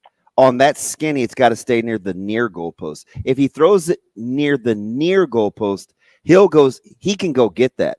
So not only was it far, it was to his right too, which increased the distance that he had to run. Cover, yeah. If you know what I mean, if it stays up the hash, that's And that's his aiming point, I would believe. I bet you $1 to a dime, like that thing's got to be along the near post. Do you know what I mean when I say that, like the goalpost? That's where that ball's got to go. That's where that ball's got to go. Yeah. Because you keep the backside safety out of it too. That makes sense. That was a big play in the game because they were right. They got the play they wanted. Again, there were just things within the context of the game that were concerning from a passing standpoint. There's guys open, but the ball's flat, or there's guys open, but the ball wasn't thrown in quite the right spot. Mm-hmm. You know, in this offense that they're running, you've got to have, there's either got to be, you know, I'm going to get the ball out, I'm going to get the 4 yards kind of throws, or you'd better be really accurate. And so I think they've got a lot to work on offense, but I think this week they can run the ball against Colorado. So hopefully they can do that and not have to worry too much about, hey, how do we win this game throwing 32 passes? They may not have to worry about that. Especially with Colorado's front. Sam, I've been thinking a lot about this concept that I think the best playmakers for Nebraska tend to work the middle of the field, whether it's Borkacher, Fedoni, Kemp, even kind of in that slot spot, Bonner, Liebentritt, whoever. A lot of those guys that we like on offense are kind of middle of the field guys. Is that fair? Yeah. I mean, Marcus Washington may be the best receiver on the team. So yeah. Sure. God, I've said, I'm with. But a lot of the guys we like, I'm with you. They got to play him now. I'm with you. A lot of the guys we like are most of their routes would be in the middle of the field. And then we've got a quarterback. Nebraska's got a quarterback where I don't know that we feel terribly confident about him seeing the middle of the field well. If you're Nebraska, how do you try and get the ball to those playmakers without putting Jeff Sims in a position where he does have to layer a ball or figure out how to get that intermediate middle of the field passing game where I just have zero confidence in him right now at all? Yeah, I mean, how do you really feel? There's only so much I can speak to. I mean, I'm not a coach, so like I'm guessing there are things that they're going to work on that help him to. I don't know. Like you're gonna have to complete passes over the middle. There's not much of a choice there. You have to find a way to widen the field at the same time. Certainly, you can say, hey, you know, when you hit your back foot on your drop, throw the ball and just be comfortable with getting 4. And if it's just 4 and he gets tackled, but it's 4, it's 2nd and 6 instead of 2nd and 10. The one cool thing about Colorado is when they throw a 4-yard pass, it may not be a 4-yard gain. It could be 16 because those guys will make somebody miss. Borkacher's not going to make a bunch of guys miss. Neither is Fedoni. But they can be good targets, you know, early in a route. There's some things that they can try to accomplish there. You know, I think you try to find a way, again, to widen the field. You bring some motion. You know, Jalen Lloyd has shown that he can get an end around. Maybe you bring him around on something and you have a safety watching, and then you bring something over the middle. By the way, if Jalen Lloyd stays outside on that run, does he score? Yeah, he might house it. He may house that if he just kind of slices that thing to his right. He may crease that thing. So this is a freshman thing, I think. I'm not sure Jalen Lloyd realized that Nate Borkacher was fast enough to get outside and make that block. Yeah, because he cuts inside of it, and if Jalen just keeps on that track, let's say he's Alonzo Moore, right? Alonzo takes that all the way on the outside. He's about 2 inches from the sideline, but he runs all the way up the sideline, and he probably scores. Brandon Riley may do the same thing. I think Jalen Lloyd's just learning that. Like, you don't know that the first time you make that play. You know, and I think he cut it up, and he actually probably made a good decision based on what he saw. But I knew the play was based to go outside because that's what Borkacher went. The Borkacher goes to seal it, which means that the play is meant to go all the way to the edge, and next time he'll know that. And maybe he'll take it all the way to the edge, and it'll be a touchdown. Alonzo Moore scored a couple times on that. I think Mike Riley taught that play really well.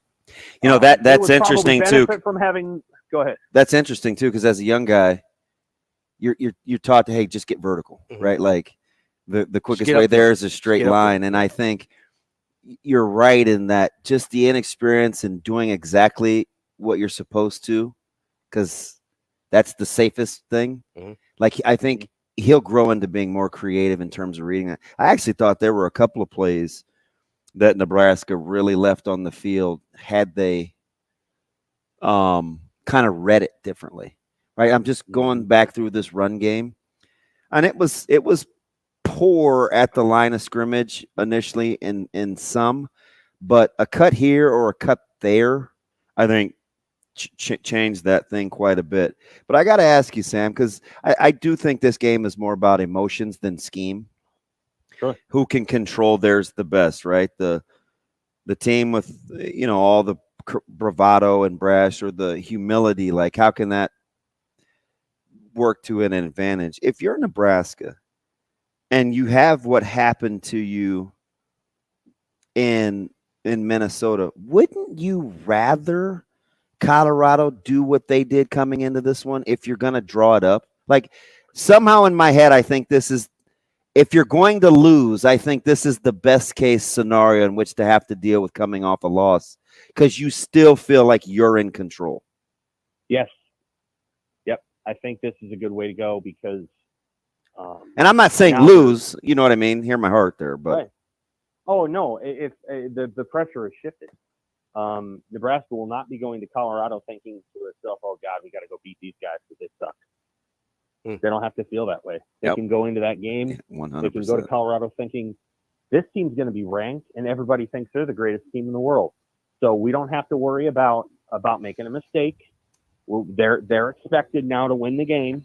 They're all world over there, and they're going to talk that game too. Mm-hmm. And so we can feel free to play like the underdogs that we are, and you can match their emotions.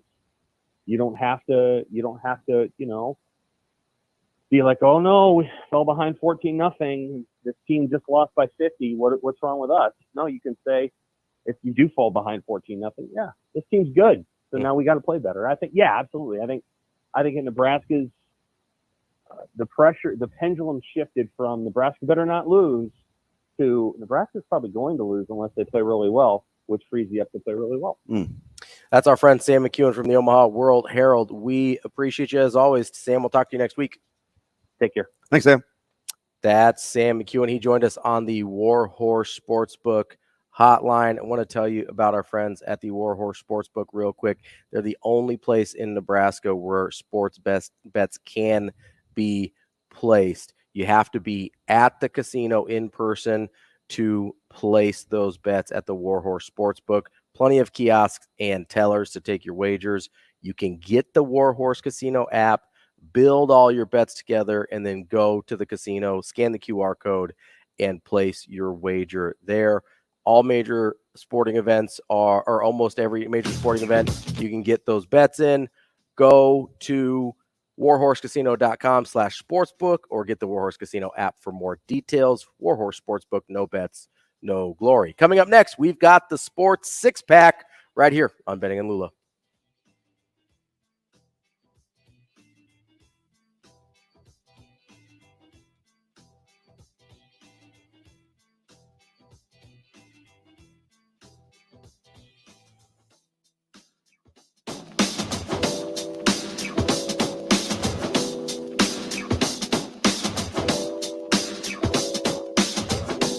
The show will be back in 5 minutes.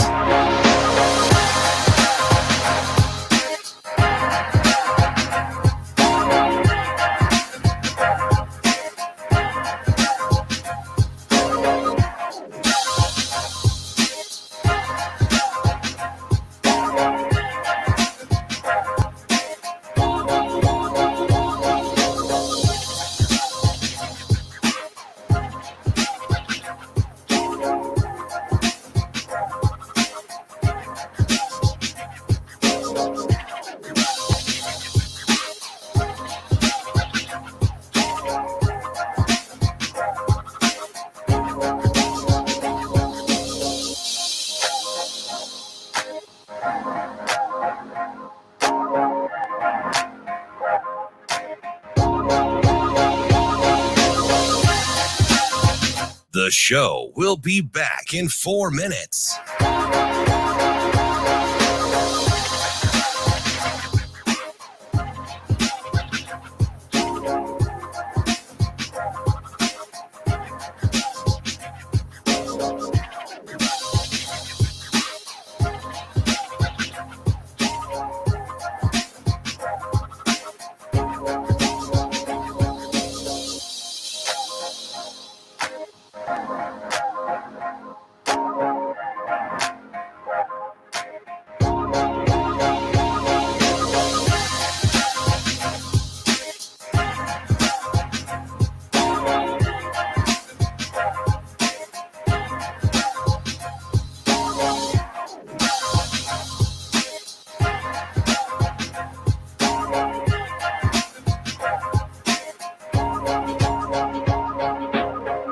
The show will be back in 3 minutes.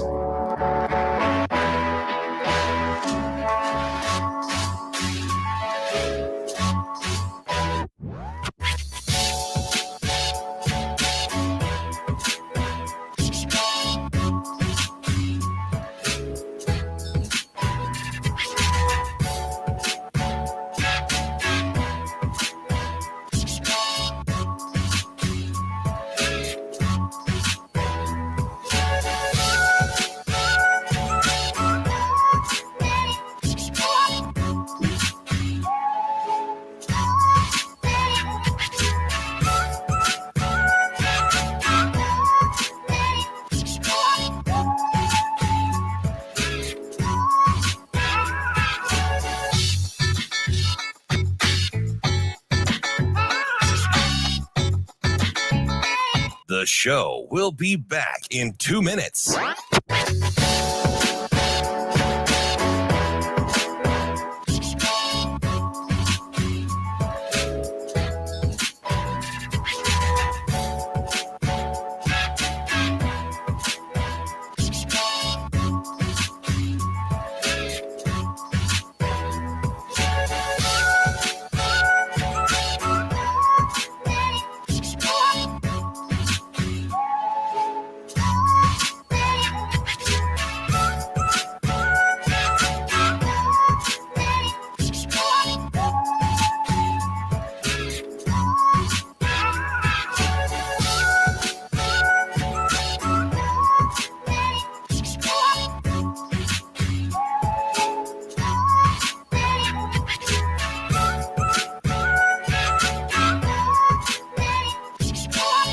The show will be back in 1 minute.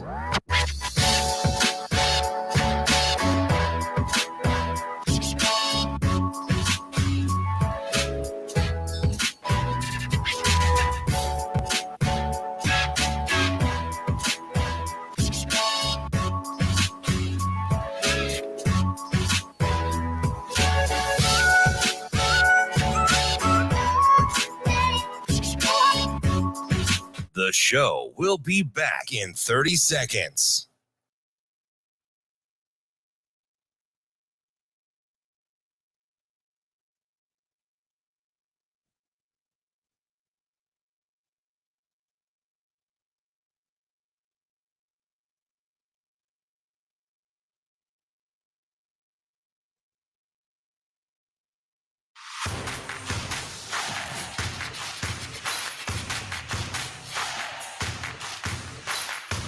Hurrdat Sports presents the Damon Benning Show with Ravi Lulla.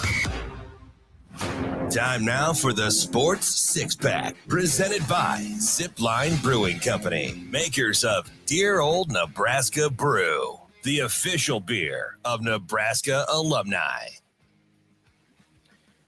Here we go with the Sports Six-Pack here on the Damon Benning Show with Ravi Lulla. Obviously brought to our friends at Zipline. Their Dear Old Nebraska Brew is available at their taproom locations in Lincoln and Omaha. You can go to the downtown Omaha taproom or the beer lounge out on 203rd Plaza. They've also got the beer hall in South Lincoln. Make sure you go check out our friends at Zipline. Shane, let's get it cracking. Question number 1. Who moved the needle for you the most this weekend, good or bad? So we had some surprises, right? Yes, we did. I'm going to go with, so there were a couple things I was right about. Keep an eye on Oregon State. Mm-hmm. They moved my needle. Okay. Flew under the radar. Sunday afternoon game. Uiagalelei was using his legs. I think Oregon State will play good defense. They weren't returning a ton defensively, so I was a little concerned. But Oregon State is the clear dark horse, in my opinion, in the Pac-12. That moved my needle. I loved Tulane, as you know. Mm-hmm. I think Pratt's the real deal. Their quarterback. Yeah, he's legit. And this may be an unpopular opinion. Okay. Because he's so gifted. But why would I love to see Caleb Williams stay on schedule more? Ooh, okay. The fact that he's so playgroundy bugs me a little. It can feel a little unsustainable at times. Should I let this move my needle? Will Iowa not be able to run the ball? Yeah, that's a concern because if they can't run the ball, it doesn't matter. Because Caleb Johnson, he's talented. Yeah, and I was floored at that. And if you're not running against Utah State, you're probably not running it in the Big Ten. And I said that there are two states that were better than people thought. Utah State and Fresno State. What do we see there? Fresno State knocks off Purdue, and Utah State makes sure that Brian Ferentz stays below his keep his job goal. Although McNamara looked good. He looked okay, all right. man. He looked okay. For me, so all the way up until last night, my answer was going to be Florida State, just because I did not see that coming at all. Yeah, like I thought they might win. I didn't think they were going to house them. They were dynamic. And then last night, so that was. How about how they settled in to run the football in the second half? Listen, people forget that Mike Norvell's offense can be real run heavy. Yeah. And pretty dynamic that way. They as ran well. the ball in they the have second half. A ton of creative run concepts in that offense. But then last night happened, and Clemson swung the other way for me, moving the needle for the bad. That offense. Klubnik just doesn't look comfortable. No. And talk about self-destructing. And I talked myself out of it. I was like, he was throwing picks in their spring game. Like, he was.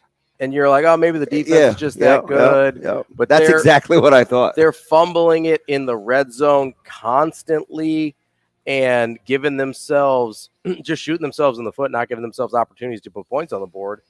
And then Duke kind of wore them down. I'm telling you, I can tell by how Duke recruits. Elko's the real deal. They were physical. Elko is the real They were deal super physical.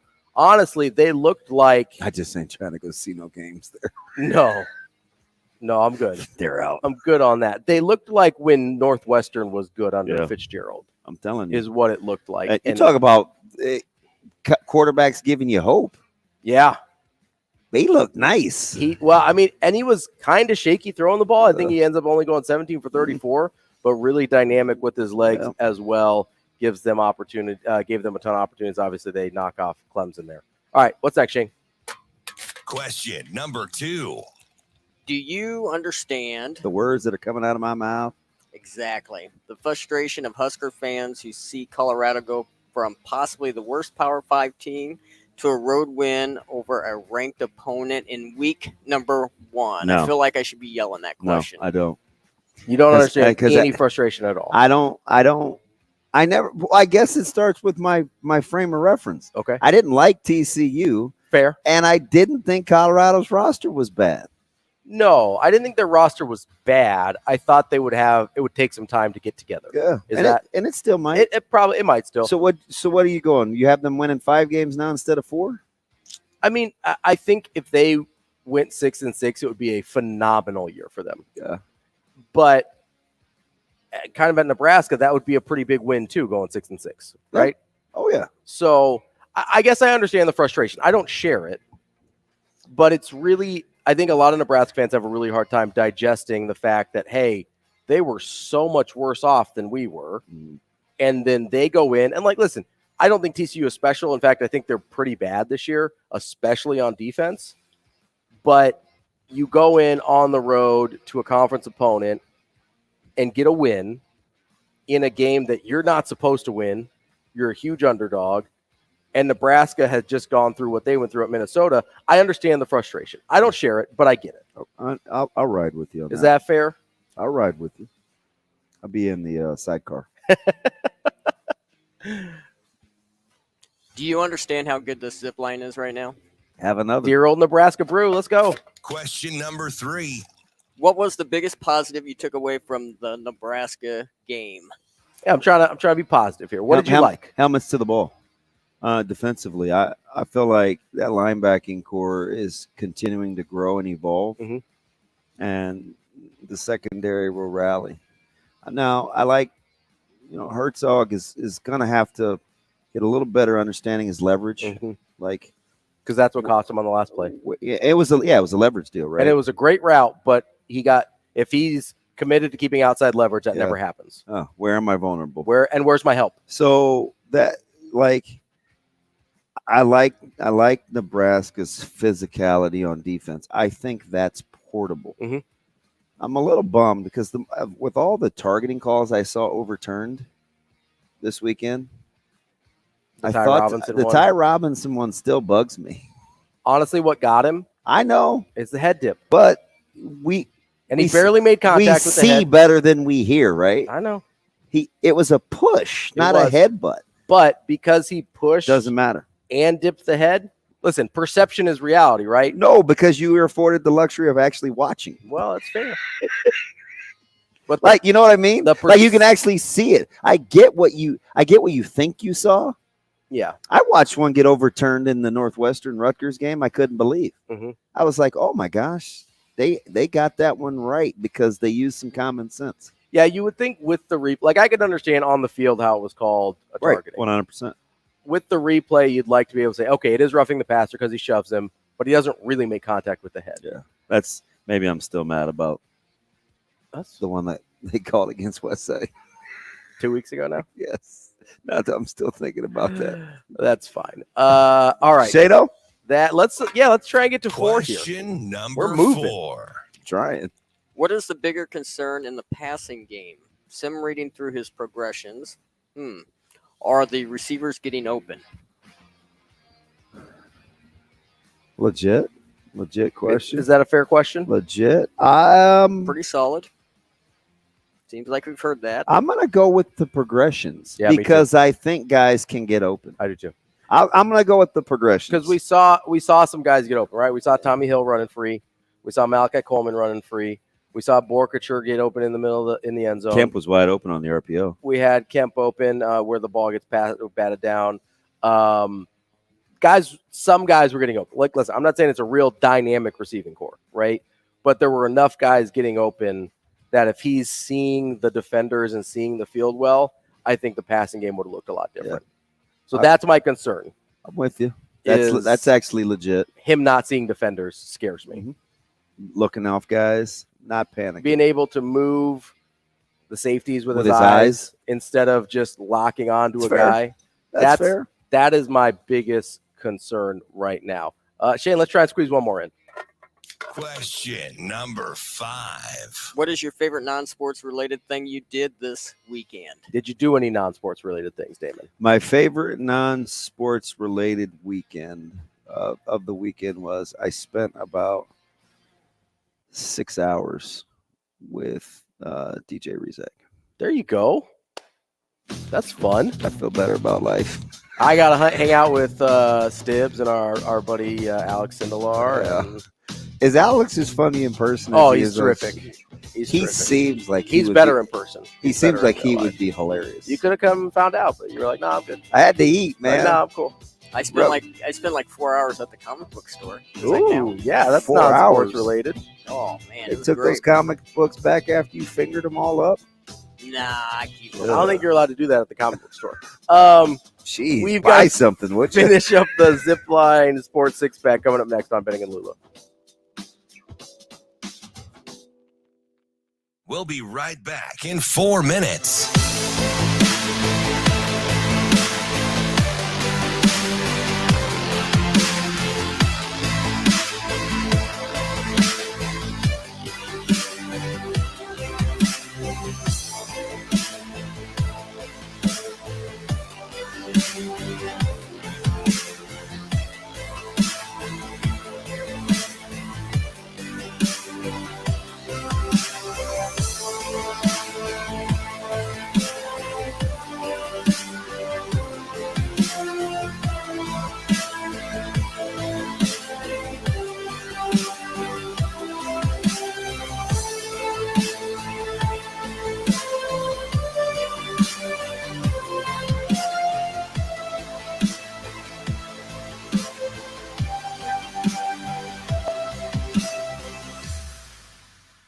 We'll be right back in 3 minutes.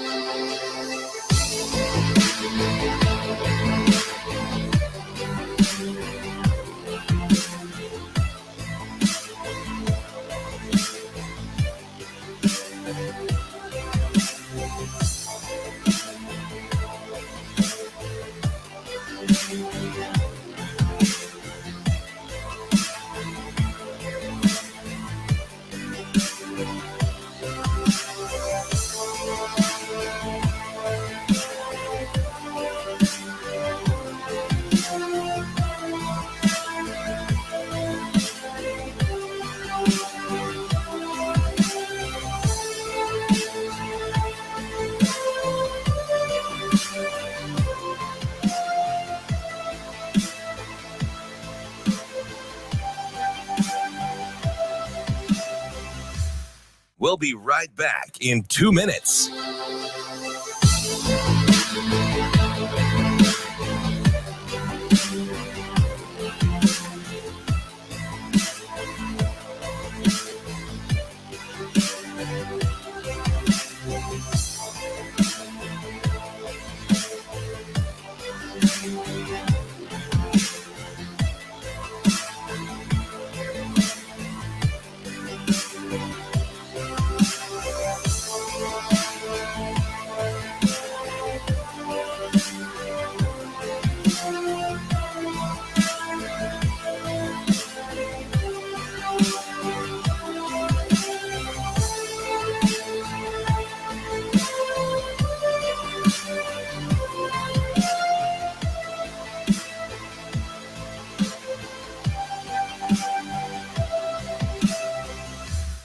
We'll be right back in 1 minute.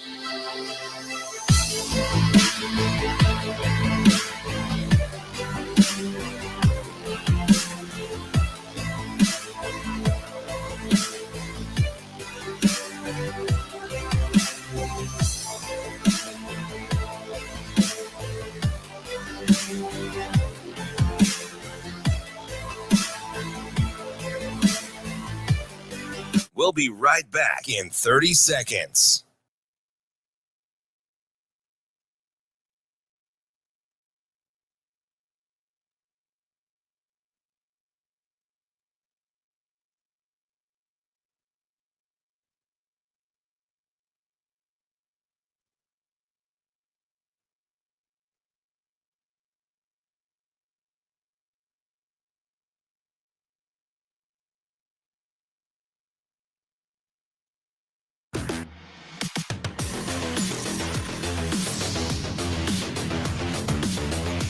Hurrdat Sports presents the Damon Benning Show with Ravi Lulla.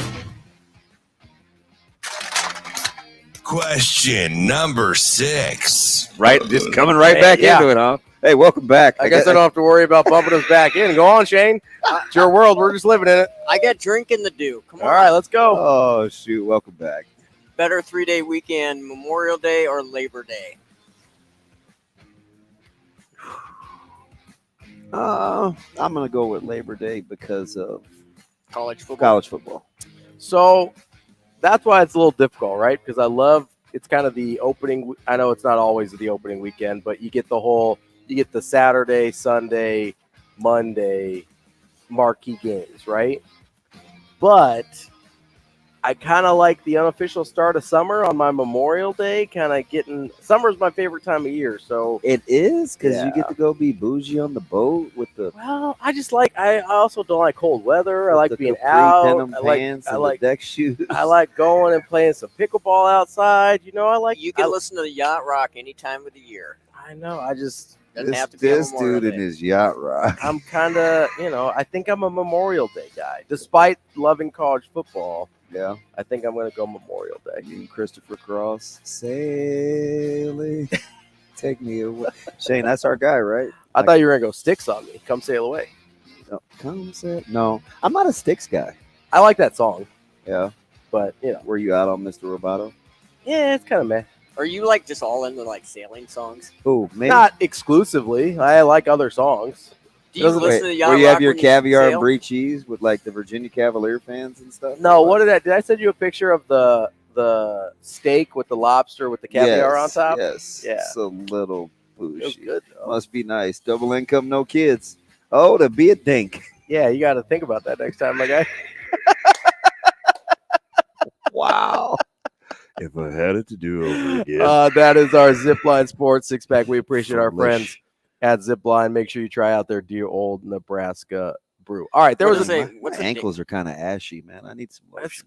Yeah, well, you shower like 18 times a day. That dries out your And skin. You got to be What's you got to be vigilant. Listen, and you got to be vigilant about the lotion. If I got game, caught if up you're- using Dial because I didn't want to get out of the shower once I started, and I didn't go get my other soap because under the sink. You know, Dial is like old school cheap. Yeah, I don't use it. It's not like moisturizing while you're Nah, using it. Nah. Yeah, man, you gotta take care of that. It's kind of feeling a little. You a little self-conscious. Yeah. It's a good thing the ankles aren't on camera. Right. You know, Kicking flowers. just keep seated. You know, you don't want to show off those ashy ankles. No. No. I'm done. Oh man, there was a lot happening in college football this week.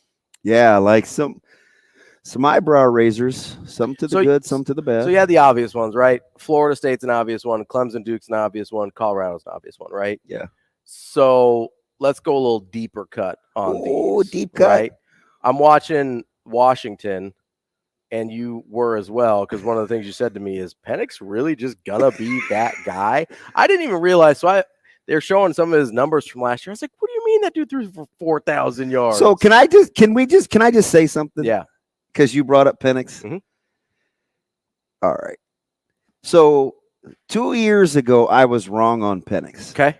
I liked him coming off the Indiana year where I felt like he could be the dude. Remember the dive at the pylon? Yep, against what, Penn State? Yeah. And the very next, he just stopped being able to take care of the ball. Yeah. Right? They turned the ball over. Where have we seen that before? He couldn't throw, he couldn't complete balls. He wasn't healthy. Mm-hmm.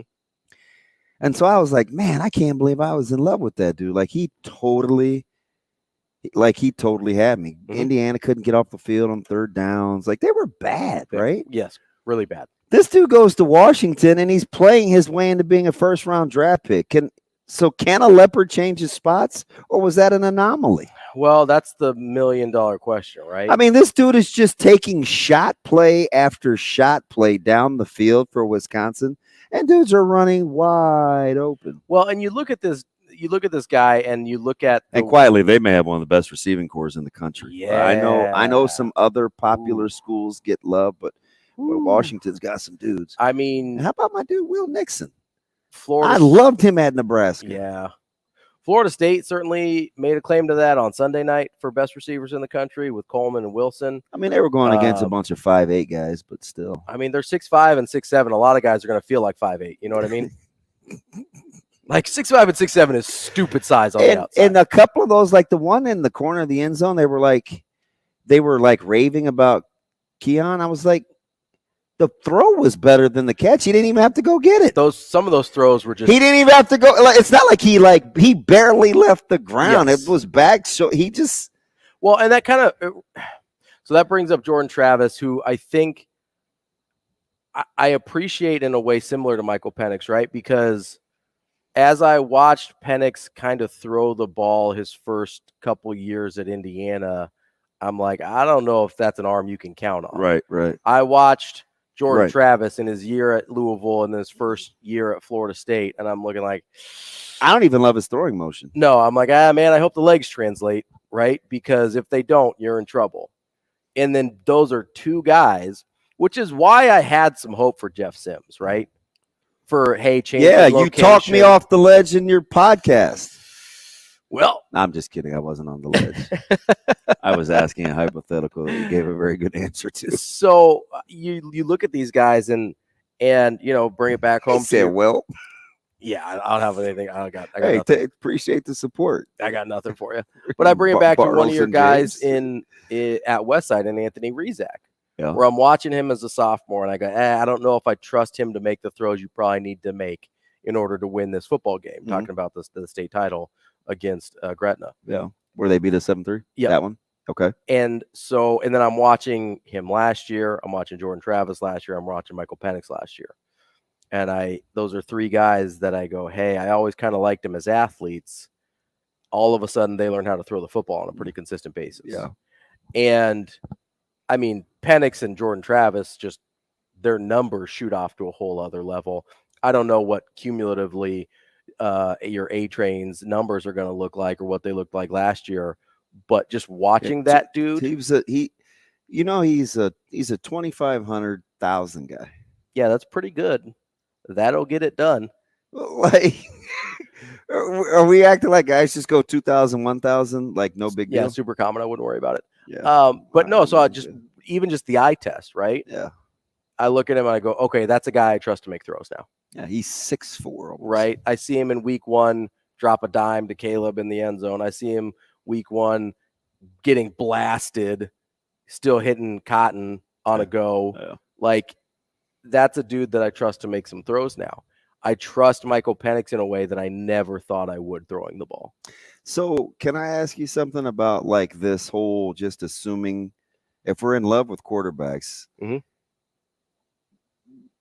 who's in more trouble potentially?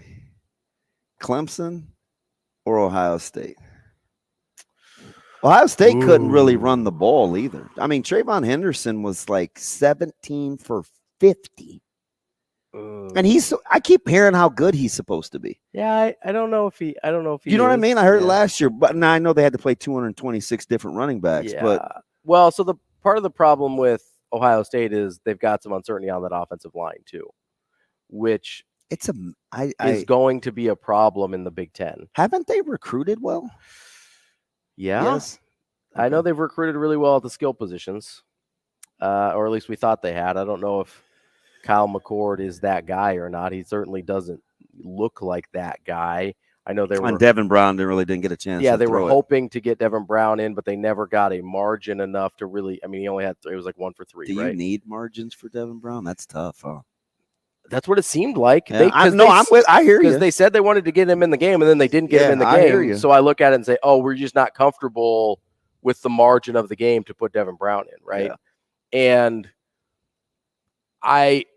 so between Ohio State and Clemson, I'm probably – see, we didn't get to our predictions from college football because we were covering The Nebraska, playoffs? Minnesota. I'm kind of out on both of those teams anyway, so it's really hard for me to put a finger on. I guess I trusted Klubnik more. So I think week 1 overreactions are just that. Yeah, we shouldn't do that too much, but we're going to. Caleb Johnson couldn't run the ball effectively. I think ultimately he will. Trayvon Henderson struggled. Harrison Jr. only had 2 catches. For 18 yards maybe? Yeah, if you can't get the ball to Marvin Harrison, you got a problem. I mean, I get Stover, right? But come on. I mean, he was their leading receiver. Yeah. And maybe some of it was scheme. I have to go back and watch. Yeah.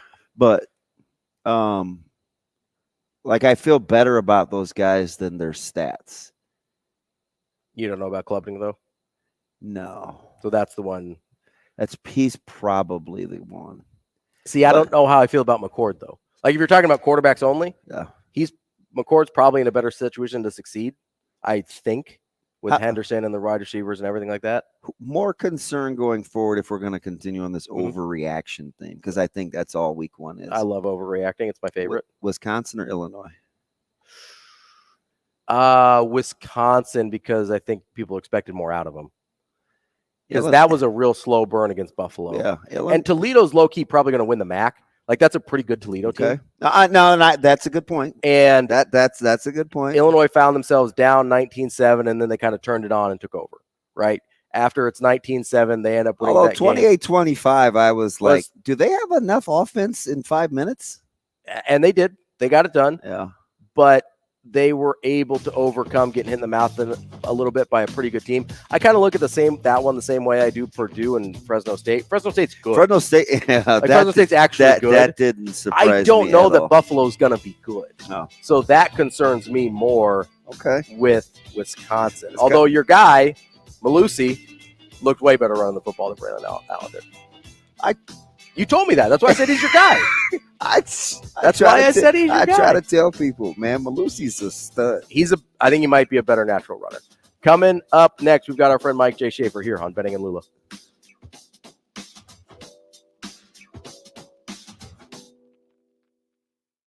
We will be back in 4 minutes.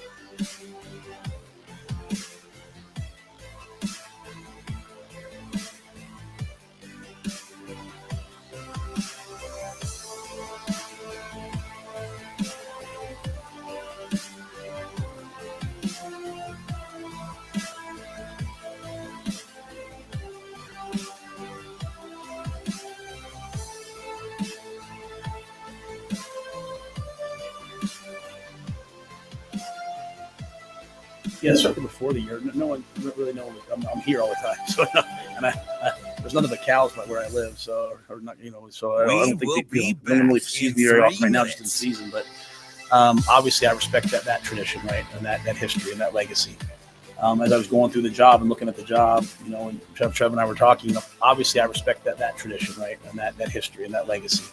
As I was going through the job and looking at the job, and Trev and I were talking, my wife and son and I would sit down and watch on YouTube and watch all the different games, over the years, Coach Osborne, Coach McCartney, Coach Solich, Coach Barnett, all the different games that happened. And so we understand the legacy. So, when you have a legacy behind you, you have to live up to it and you have to build on it for the future. We also recognize, like, once the ball's kicked, we're going to have to play, and we'll have to play for 60 minutes.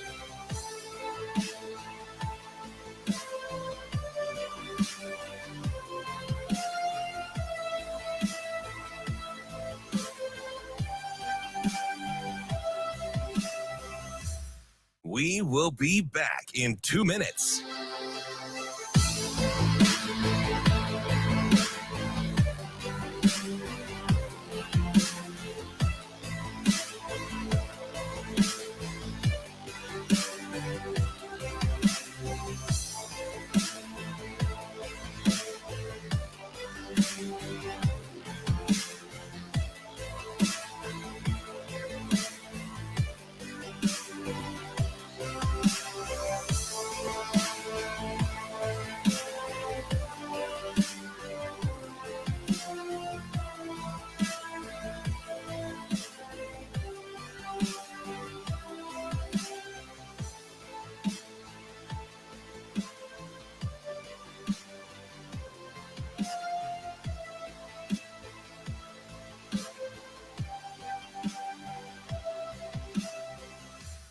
We will be back in 1 minute.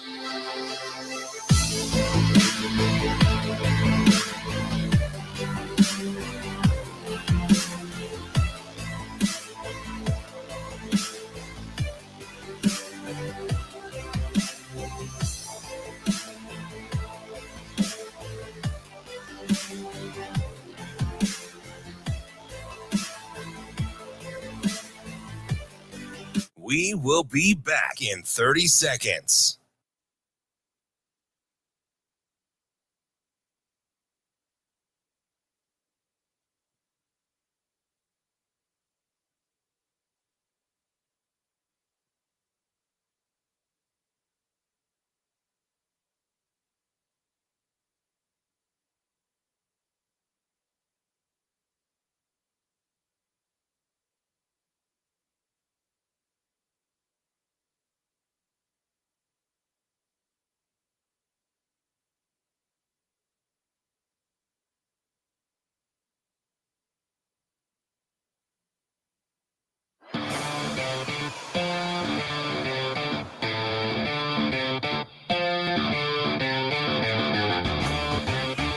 Hurrdat Sports presents the Damon Benning Show with Ravi Lulla. Obviously, I respect that tradition, right, and that history and that legacy. As I was going through the job and looking at the job, and Trev and I were talking, my wife and son and I would sit down and watch on YouTube and watch all the different games, over the years, Coach Osborne, Coach McCartney, Coach Solich, Coach Barnett, all the different games that happened. And so we understand the legacy. So, when you have a legacy behind you, you have to live up to it and you have to build on it for the future. We also recognize, like, once the ball's kicked, we're going to have to play, and we'll have to play for 60 minutes. Kicking off hour number 3 here on the Damon Benning Show. It's a football term. Kicking off? Yeah. Well, we do like football here. Football. We also like our friends over at Dyer Law. They've got you covered if you feel personally injured by the fact that Damon Benning maybe calls you out on air here and forgets people listen to us. Well, I just was asking. I was like, is he funny? Because he seems like he would be funny. And I forget that was his live radio. Like, yeah, that people listen. Local, yeah. But don't forget about Dyer Law. I'm glad you didn't say he wasn't funny. No, he's legit. He's He'd a good have been dude. mad at you. Legit good dude.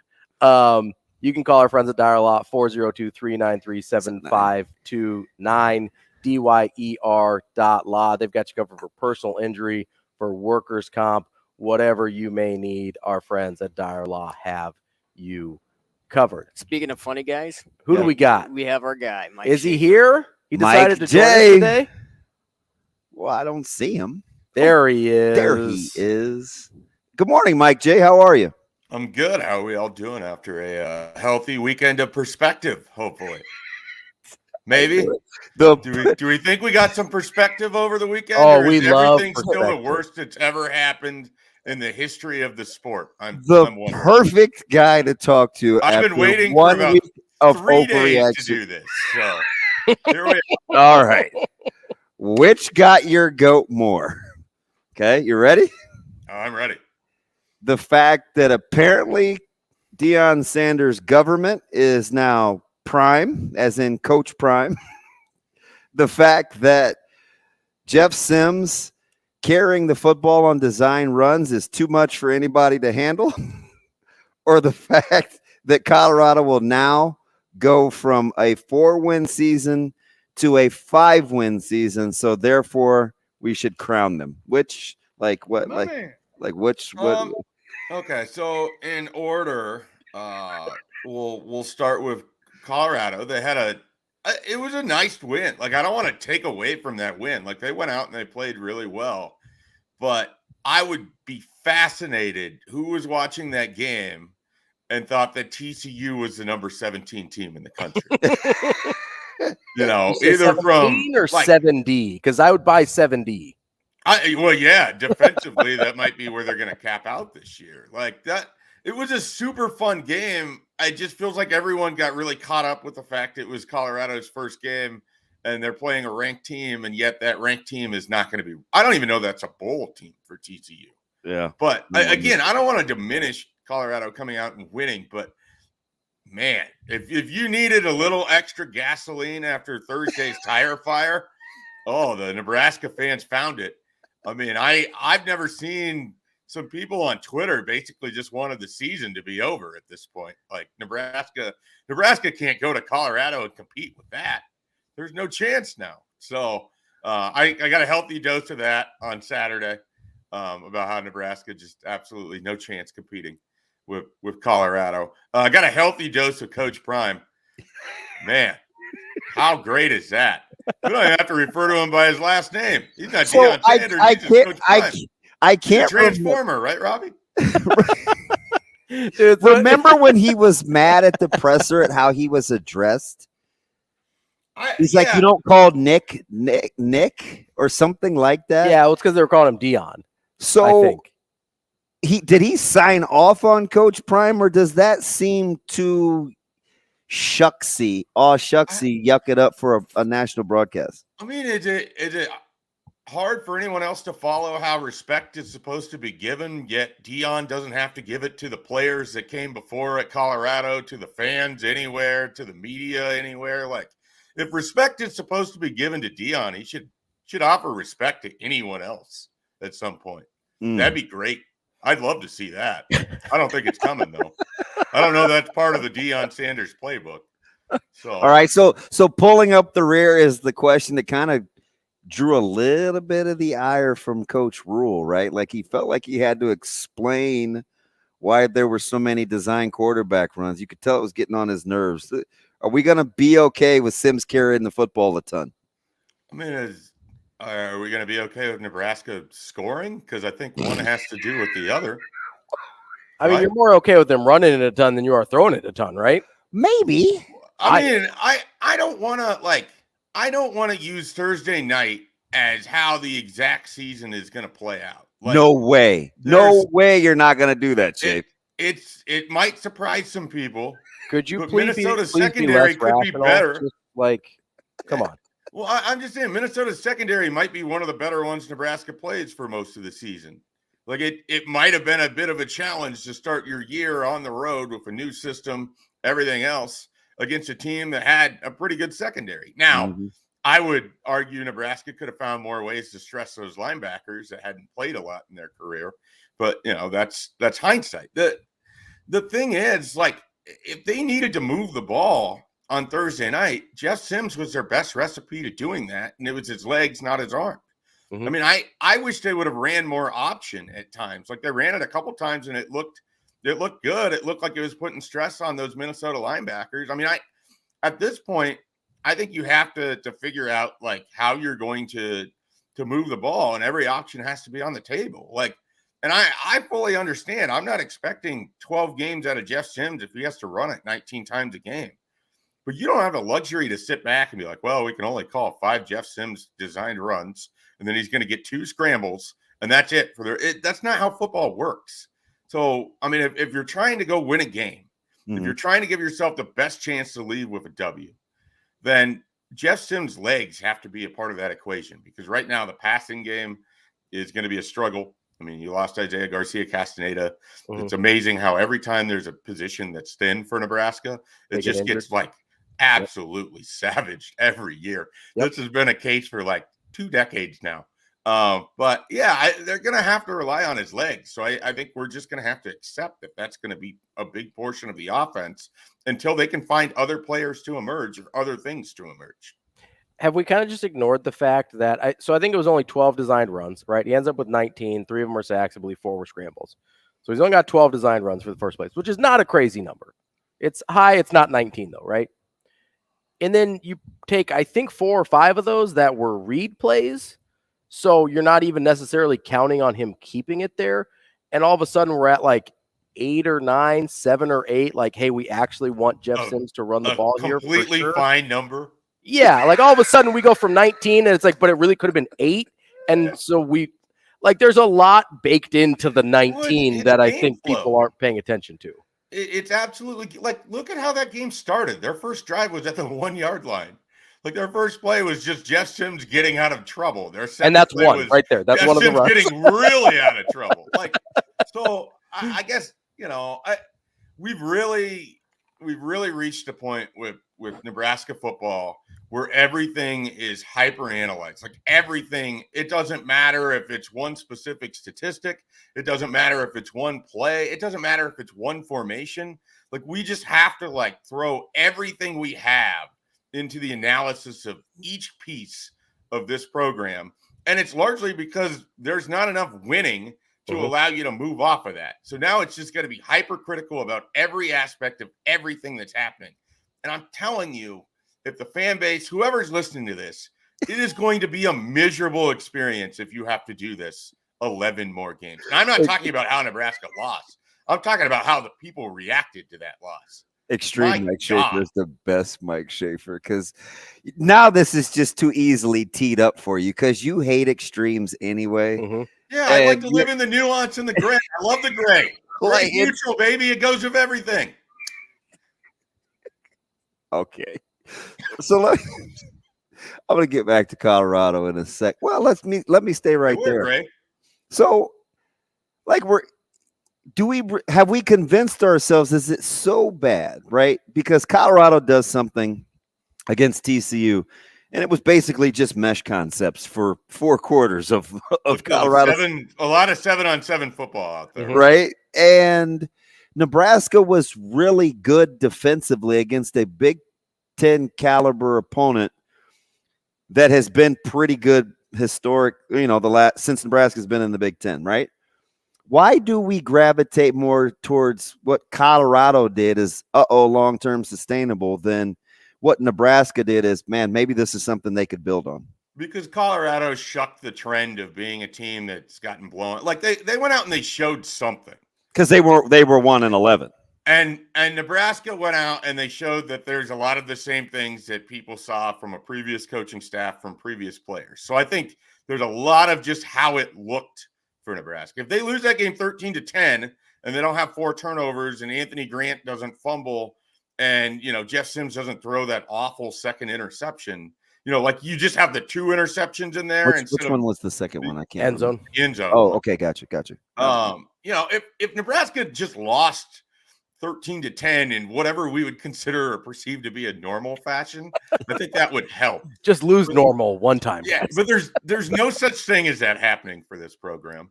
And a lot of it is just pent up angst and desire and everything, because if you go to people and you went to them, you're like, Nebraska covers, they lose 13-10, they're in the game the entire time. I would bet you 80% of the fan base would take that ahead of Thursday's game against Minnesota. But, if you go to them and it's like, yeah, Nebraska blows another fourth quarter lead. They have multiple opportunities near the 40-yard line with a relatively short field that all they have to do is move the ball, could put up some more points and put this game away. Like it's just the way that it happens. I think the way that Colorado came out and they looked flashy, the way that Nebraska came out and they looked like a team that, and I got a lot of it on the message board. Matt Rhule said this. Matt Rhule said this. Matt Rhule said this. I mean, people are just deep into the rhetoric, and they are holding a coach accountable in the fourth quarter of the first game of his time in Nebraska's program. So apparently accountability is all the rage right now. Wow. We're talking with Mike J. Schaefer from Husker 24/7, who is on one this morning. So I've been on one for about 72, 96 hours. This has been festering. I can't imagine running a board, right? Yeah. Like, running a board unto itself. And I've been like, it's happened to me, and I just occasionally peruse, right? It's like, you should never peruse. I know. Everyone should always peruse, but never peruse. All right. So which one do you get this? If we're just going to stay on this whole overreact thing, okay? Which one do you think has the best chance of sticking? The fact that Iowa will struggle to run the ball like Caleb Johnson did. Illinois offensively could play like that all year.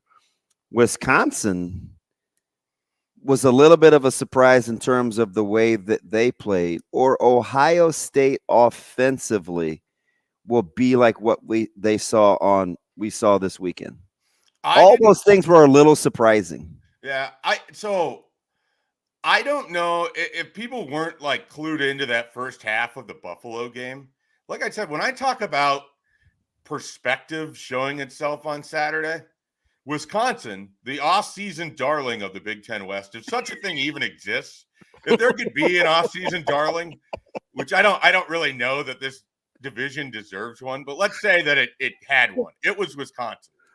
And Phil Longo and Tanner Mordecai were going to take this offense to the next terrain, and Wisconsin was just going to look fantastic throwing the ball, and they were going to move all over the field, Luke Fickell's defense, and blah, blah, blah, blah, blah.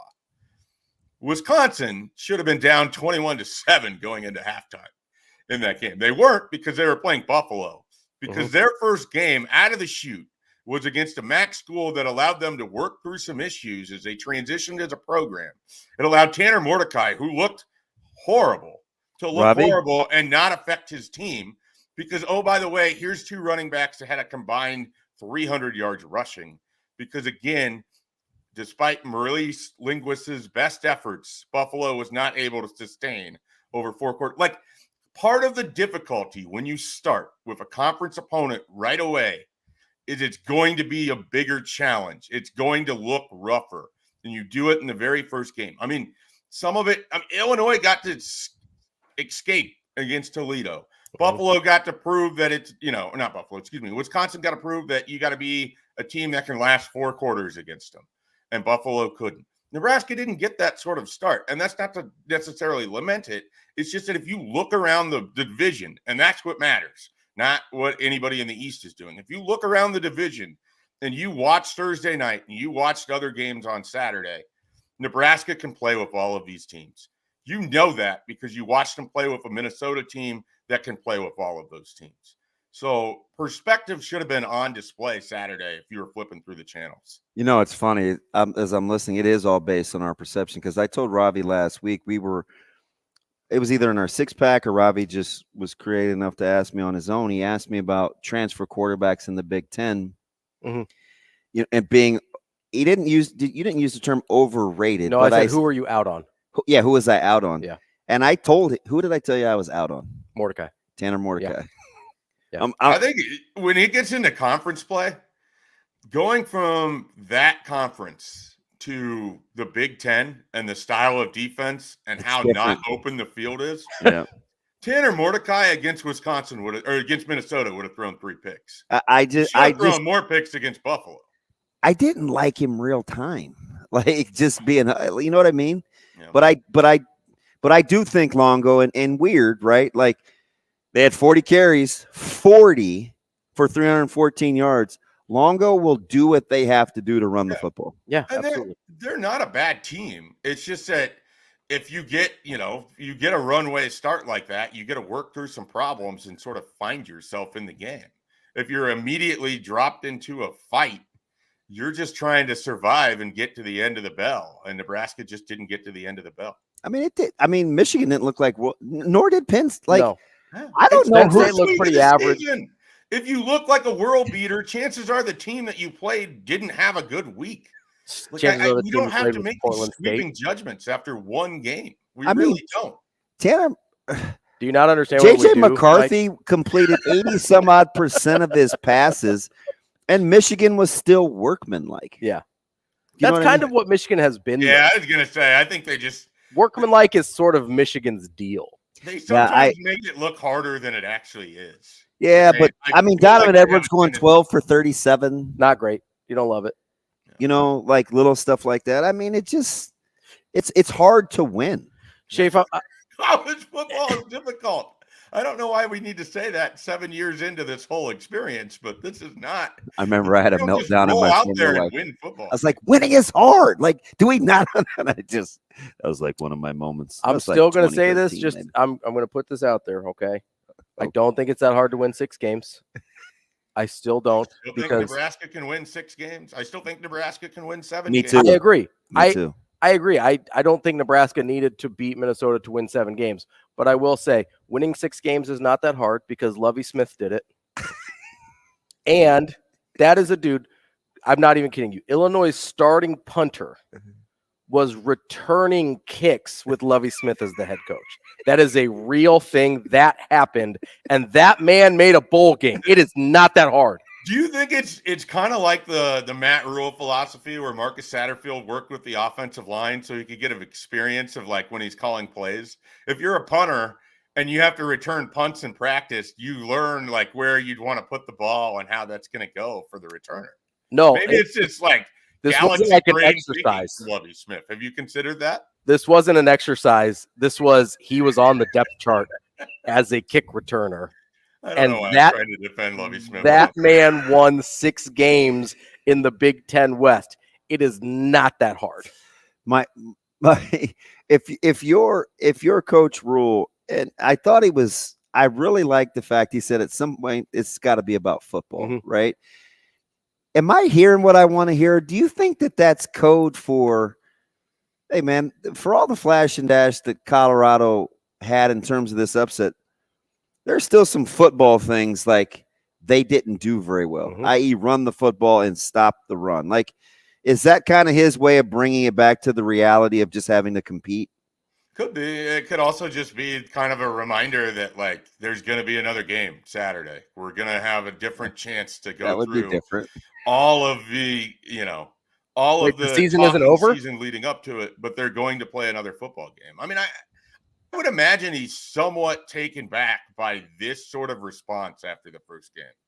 I mean, here's the thing about Matt Rhule. I know he's watching and reading and hearing everything. So he's well aware of where some of the anger is in this program already. So some of it might just be hey, we're going to go play another game on Saturday. Like that's what we do. You play football games. Each week you get an opportunity to play a game and put something on paper, and then it's done. And then you move on to the next week. And I think around here, we sometimes forget about the part where you have to move on past the result to the upcoming week. And I think that I don't want to say it bodes well for Nebraska because, again, I thought Colorado looked better than I anticipated they would. But I don't know that I look at it and think they have no chance in this game. I think if they show up, they run the football, and their defensive front plays how it can. I think Colorado's got some real issues in the trenches that Nebraska could expose. Mm-hmm. Now, could they lose because Colorado has some playmakers that Nebraska can't match? Sure. But I think they can make this a game, and I think they can make this the kind of game that is going to be difficult for a team like Colorado to play. I think it's amazing how this line came out at 1.5. It's already been bet to 3, and people think it's too low. Like, Vegas isn't dumb. No. Vegas is not dumb. So they maybe lost the thread on TCU as a 20-point favorite, but to be fair, they did play in the national championship last year. Yeah, I mean, early seasons. Early seasons tough in openers, but week 2 is notorious for getting folks to overreact on week 1. Mm-hmm. Notorious. Love to overreact. React. Schaefer, real quick here. I know that you've kind of been following recent Nebraska commit Connor Booth, who just kind of went out. Yeah, kind of just went out and had himself a nice first quarter. His dad's a good buddy in of mine. in their first game. For people that haven't had the opportunity to see Connor like you have, real quick, we got about a minute. What are some of the things that you like about his game for Nebraska? I mean, he is just a big, strong kid. Like, it's difficult. Lincoln Lutheran's young too, and so they really struggled to stay in front of him. They struggled to bring him down. I mean, they struggled to run with him. The interesting thing about Connor is he's fast enough that he can just bounce it to the outside and win the foot race. But he also has some element of power and some wiggle to him. He's a pretty big kid. You know, I thought his vision was actually one of the more impressive parts of watching him on Friday night. And he's going to be a really intriguing athlete. I wish I saw more of him at linebacker. I mean, I think that he's coming in as a fullback, but this is one of those guys that could be a pretty nice special teams player for you too. I mean, and that's if he ends up on the football field. I hear a lot of chatter about the baseball timing, so we'll see. Yeah, we have heard that as well. Mike J. Schaefer from Husker 24/7, trying to keep us all on the rational plane. It's a failing battle. I'm the guy pushing the boulder up the mountain only to lose the boulder halfway there and start I believe that's a Sisyphus reference. I can't say the word, so I just talk around it. Shape, we appreciate your snark. We appreciate your time as always. We'll talk to you again next week. Thanks, Mike J. Hey, I want to tell you about our friends over at Rockbrook Camera. They're located at 168th and West Center Road in Omaha or 70th and Pioneer in Lincoln. You can also go visit them, rockbrookcamera.com. You can get free shipping on cameras and lenses for purchases over $199. We will have more of Benning and Lulla coming up next.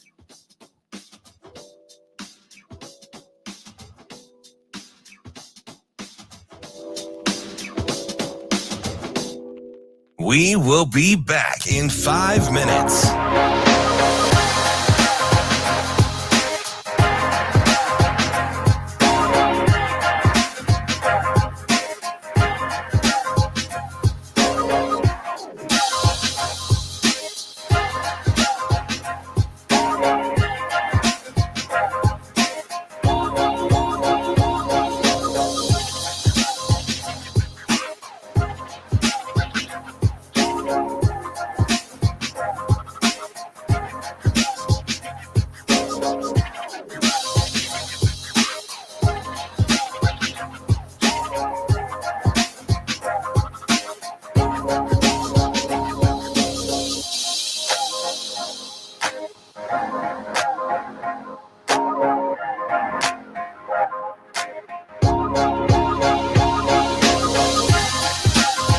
We will be back in 4 minutes.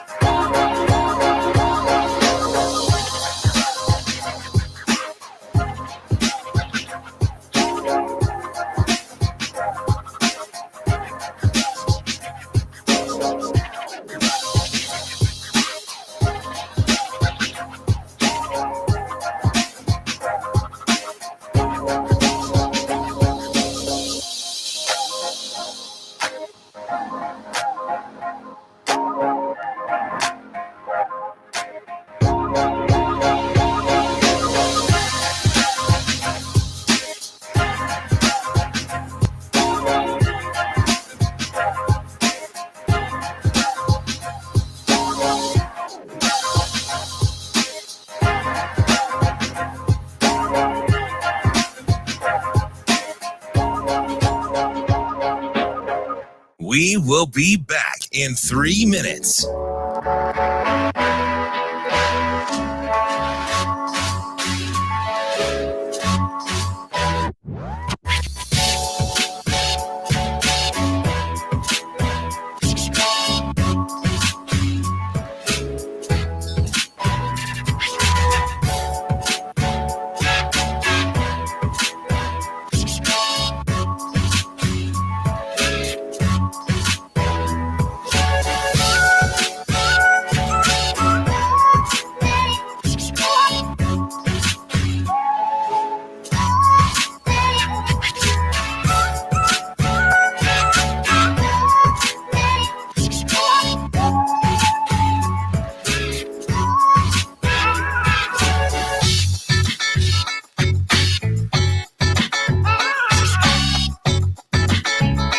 We will be back in 2 minutes.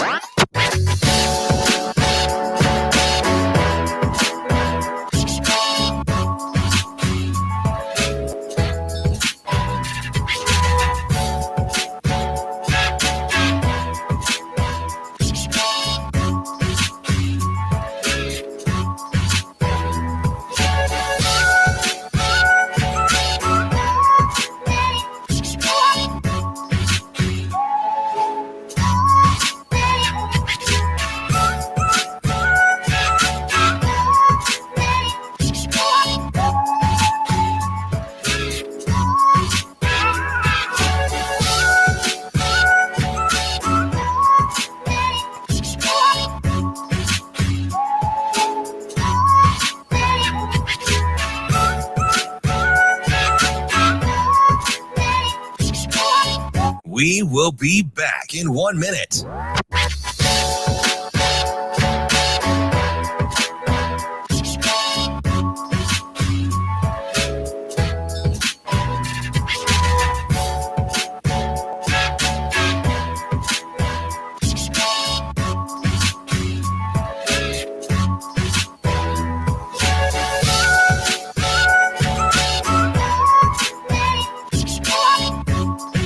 We will be back in 30 seconds.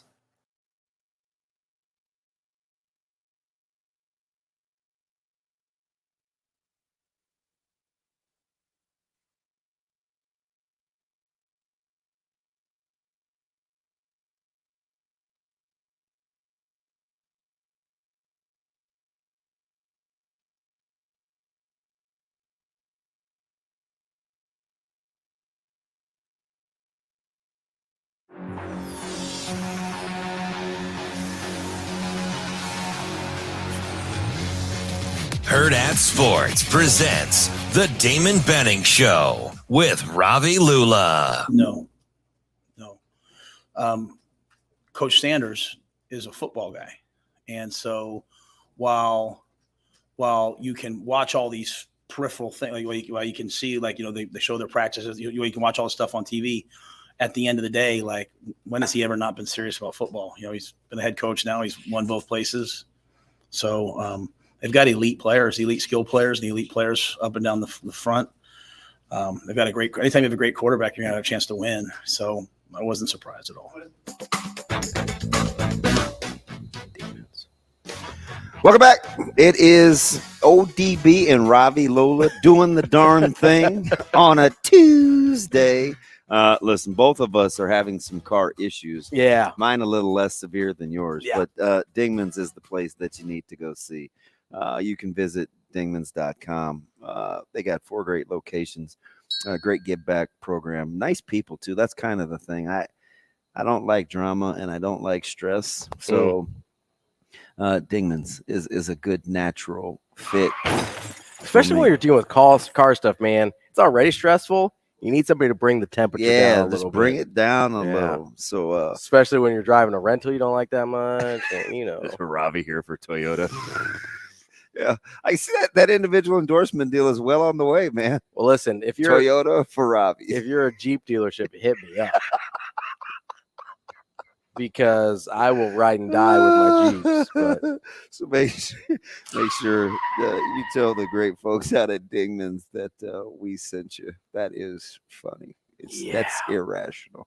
No, I told you it makes me irrationally angry to be in that car. Yeah. We got to get to this call. It's not so funny anymore. We got to get to this call. We also have to we're going to get to our college football predictions because we were so caught up on Nebraska, Minnesota on Friday Last that week we didn't blew right by it. Full disclosure, you'll know that I kept my same picks because it would be easy to say Florida State or also teaser, Florida State is in mine, but they already were in I know mine. you're a lover. Listen, I'm an FSU guy. You're a Seminole honk. I've always enjoyed it. Listen, when they're bad, I know. When they're bad, I know.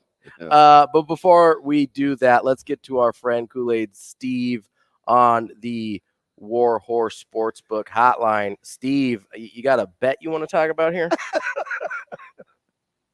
Yeah, I want to speak to Robbie for a second. Oh, go ahead. Go ahead. What's up? You were talking all kinds of smack when we made this bet earlier. Colorado doesn't have anybody coming back, and Dion got rid of all his players, and they only won one game. How you feeling now, fella? I feel fine. All of that is still true. Yeah. They have 86 new guys. It's not going to go seamlessly. Did they play good in week one? Absolutely. I don't know why I'm laughing. I could have to ship some pizzas, but listen, that's not happening. I'm still winning that bet. I felt like I learned more about TCU on Saturday than I did Colorado. Legitimately. And what did you learn about Minnesota? I think Minnesota is about what I thought they were. You know what's interesting, Steve? Because when you said this to me last year, not last year, it was a while, it was months ago. You liked Deion Sanders from the jump. Was that you that told me you wanted Nebraska to hire him? Absolutely. And I kind of looked at you sideways, like I didn't expect that coming from you. I know what your preconceived notion of me is. No, because I actually vouched for you. I was one of your few supporters. I get it. Yeah, no, I think there's two different people. There's Deion Sanders and there's Prime Time. Right. I am so sick of hearing Coach Prime. I can't believe they keep calling him that. Yeah. Dear Lord. And I like the guy. I still say Coach Sanders. Well, he is. Did you hear the interview when one of the reporters said, well, obviously, what's his son's name? Sherrod or something like Shador. that? Shador is the starting quarterback. And he cut the guy off at the knees and said, whoa. Yeah, you make it seem like I gave him the job. He earned it or whatever. Yeah, I saw that. Well, I suspended him when he was 5 minutes late to a team meeting. Yeah. So don't tell me that I gave him this. He's earned everything. Yeah. And I think that players want to play for him because he knows what it takes to play in the NFL. And that's why people will follow him. My man. Players. And I truly don't have anything against Rhule, but in the game on Thursday, I didn't see $9 million worth of improvements. And you talk about we got to stop saying that because that's just the cost of doing business. You know what I mean? What are they? No.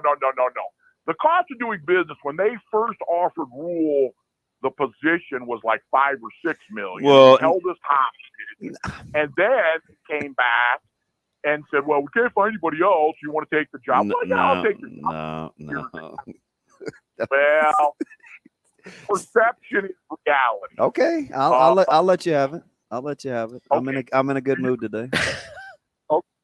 Well, golly, thanks. I'm just looking forward to some fish. That's all. Do I kiss your ring too, or what? No. I feel much more confident in this 21 points after watching both teams on the field. Wow. I made a prediction that Sims will not finish this game, and he will not finish the season as the starter. Scott Frost and the fans have learned over the past 4 years, you cannot have a starting quarterback that turns the ball over. You can't win. And if he throws or fumbles or turns the ball over twice in the first half, I hope to hell he's pulled from the game. All right. Well, I'm looking forward to it. Hit us on Friday with your actual score prediction, okay? Well, I don't need to wait that long. All right. Well, go ahead. What do you got?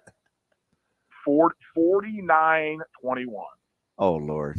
All right. See, bumping it to 28. I see. I'll be texting you the address here shortly this week after this game. All right, buddy. Be safe out there. That's our friend Kool-Aid Steve. Let's get to Jack. Is he saying 49? That Yes. Well, he's not our friend. It's okay. We'll call him a friend still. Shane, I'll share as long as he fish with you. As long as he pays up on the bet, he's still a friend. Oh, okay, maybe. Let's get to our friend Jack. Wants to talk about the Minnesota game. What's up, Jack? Well, I got two things I'd like to say real quickly. I think the angst from the fan base mostly comes from the fact that it's the same old thing. We were the best team on the field, but not the smartest team on the field. And that happens over and over again. You know, you sit there and you're watching game over the last few years, and you get midway to fourth quarter and you think to yourself, what are they going to do to mess this up? And sure enough, it would happen. And I think we saw a little bit of that carryover from that in Minnesota. And I think that's where the bulk of the angst comes from. And you know, I'm not disappointed.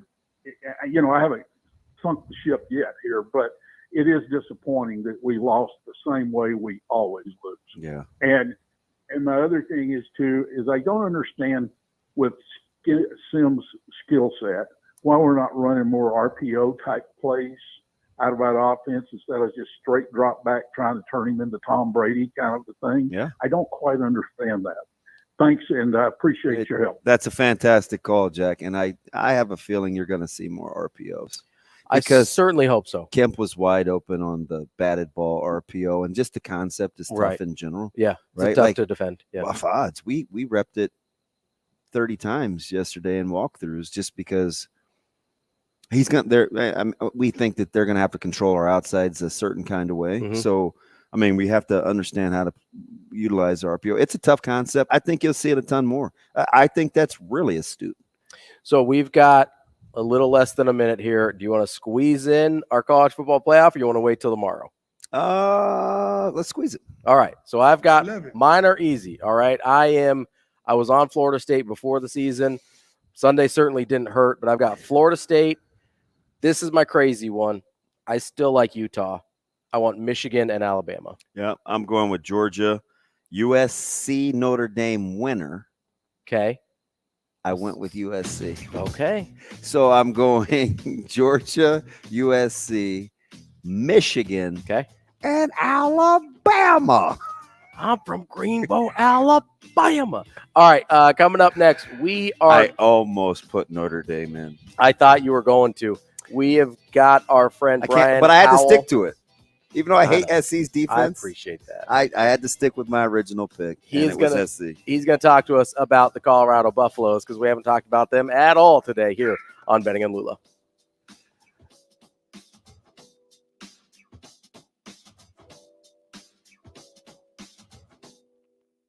The show will be back in 4 minutes.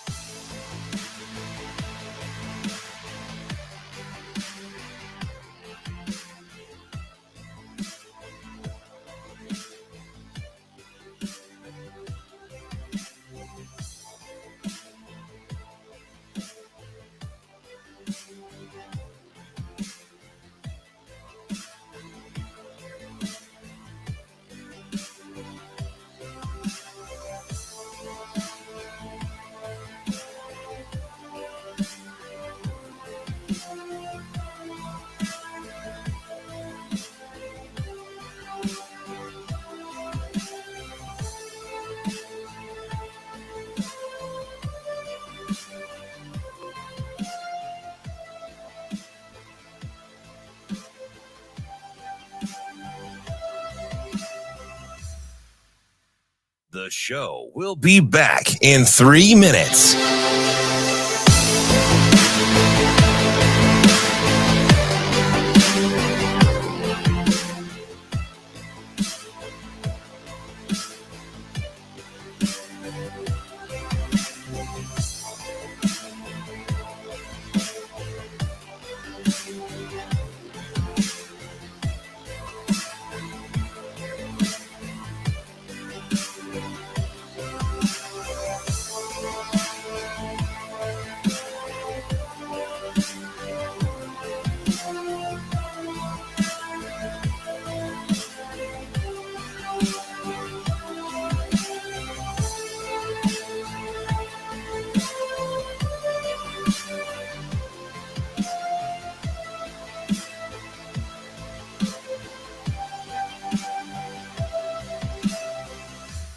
The show will be back in 2 minutes.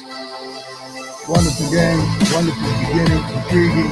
And I stand up here before you and try to pour into you so much and try to teach you about your time. And some of y'all get sensitive, but I'm just trying to push you into your destiny.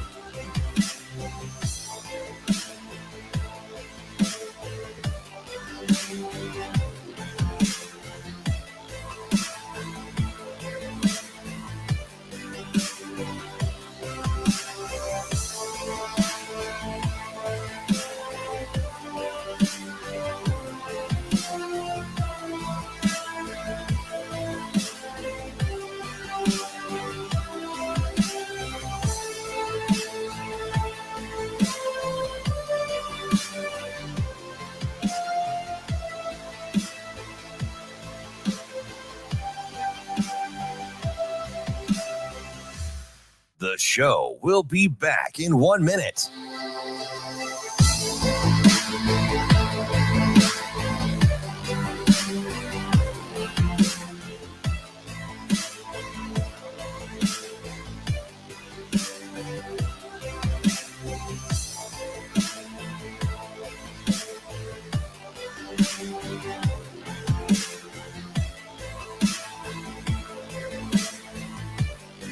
The show will be back in 30 seconds.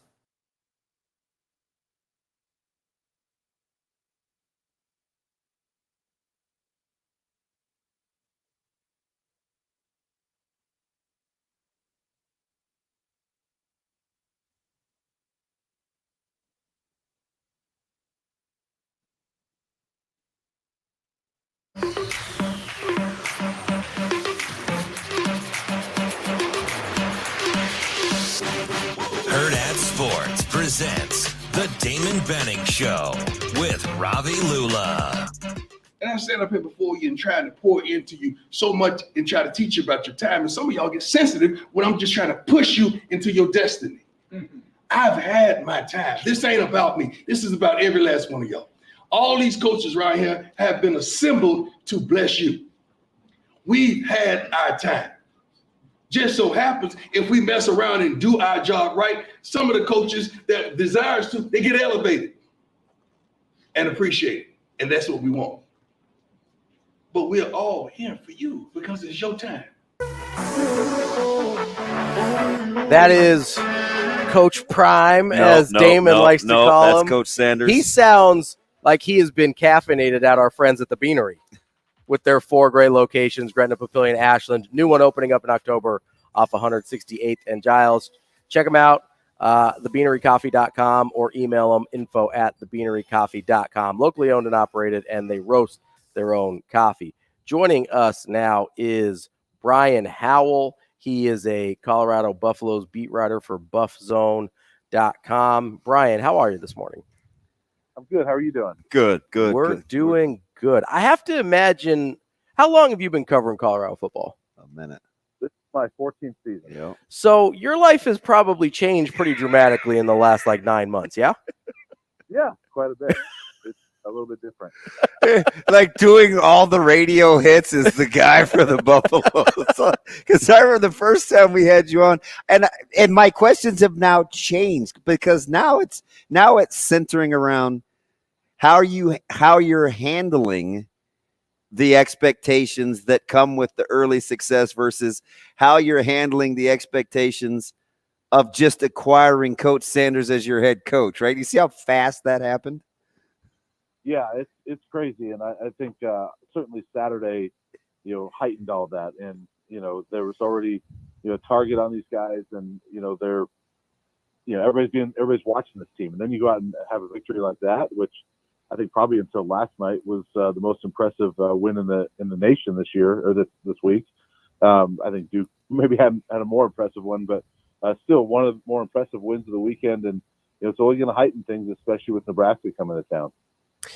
Brian, I'm wondering, with the heightened expectations and everything like that, I mean, if we pull back for a minute here and are a little bit realistic, going 6-6 would still be a phenomenal season for this program in terms of where they've been. But is that going to be enough to satisfy people at this point, considering how quickly this train has left the station? Yeah, I think so. I think most Buff fans will be satisfied by that. And I mean, you always want more, but I still think that the realistic fans will understand that 6-6 would be a really good year, and that those who follow football know that you can't make too many judgments based off of 1 week. So it's interesting. I think lost in all the hoopla was the Pac-12 went 13-0 over the weekend. So the conference maybe will be tough. And having said that, the win over TCU elevates your win-loss total by 1 game or more than that now? I think it could be more than that. I know the over-under from in Vegas went from 3.5 to 5.5 just after that win. So I think it. I projected them 6-6 coming into the season. Yeah. Loss at TCU, and so I look at it now and I think, man, could they be 8-4? 9-3. I don't know. I still think there's some really good teams, in the conference that, they have to go out to Oregon, which is going to be, a brutal trip. Then USC comes here. They've never beaten USC in their history. They got to go to Utah later in the year, and Utah's really good. So those are 3 games right there that you look at and say, I would pencil those in as losses, and then they're not going to win all the other games that you think that they could win. So I think 8-4, 7-5. That's probably realistic at this point. Yeah, you got a huge. Well, I don't even want to fast forward. My dark horse in the Pac-12 is Oregon State. It's kind of funny how people just overlook them. And Smith was easily the best hire of that 2017-2018 coaching cycle, which I think only 4 of those guys are still at their respective schools. That didn't go well. But Brian, let me ask you this. So obviously we know that what glitters was gold, right? That was your skill guys. That was Shedeur. Playing at a high level. You still got to stop the run and run the football. Fool's gold, or just how they're going to have to play when you watch this team on offense? Yeah, I wouldn't say fool's gold, because I think that what you saw was real with those skill players and with Shedeur. But certainly I think they've got to play better if they're going to get to that 7 or 8 win mark, and maybe even the 6, because you can't give up 500 plus yards and 42 points every week. And that defense was not very good the other day, and they had a couple of really good stops in the red zone, a couple nice interceptions. But TCU up until that last drive had scored touchdowns 5 out of 6 drives, and the only one they didn't score in that stretch was Travis Hunter making this unbelievable interception that right at the goal line, pretty much. So they were almost 6 for 6 on that stretch, and they were not very good. And they gave 190 yards rushing in the second half. So I think the concerns we had about the defense coming into the season are still there. And I still think some of the concerns we have about the offensive line are still there. He was sacked 4 times, and they had some penalties. They didn't run the ball very well. So some of those concerns we had are still there. But I think the biggest thing was that offense was maybe even better than what we thought coming in. We're talking with Brian Howell. He covers Colorado for Buff Zone. I've been thinking a lot about, obviously, the whole Deion Sanders of it all, Brian, and you're much closer to the situation than we are. It seems like a lot of people's issue with Deion is that they think it's more bluster than substance, but obviously there's real football things going on in that room. Otherwise, we wouldn't have had the result that we did on Saturday. How have you been able to kind of separate the style from the substance as you try and evaluate this team? Yeah, well, honestly, for me, I went out and covered the Celebration Bowl, his last game at Jackson State in Atlanta in December. And I went out there with the intention. I talked to his team. And I said, I just want to come out and learn about the program. And I learned that weekend. Came away extremely impressed that weekend with the substance that's there. And there's a ton of it. And it felt like a family with Jackson State when I was there for a couple of days. And there's absolutely substance there. And so I came away very impressed. And so I've kind of felt that way all along, that there's a lot more substance than people think. And this guy not only knows football, he's extremely detailed. The athletic director, Rick George, has told the story that when he met with Deion, he could not believe the detailed plan he had for turning Colorado. So it was more detailed than any coach candidate I've ever seen. And so, there's a ton of substance there.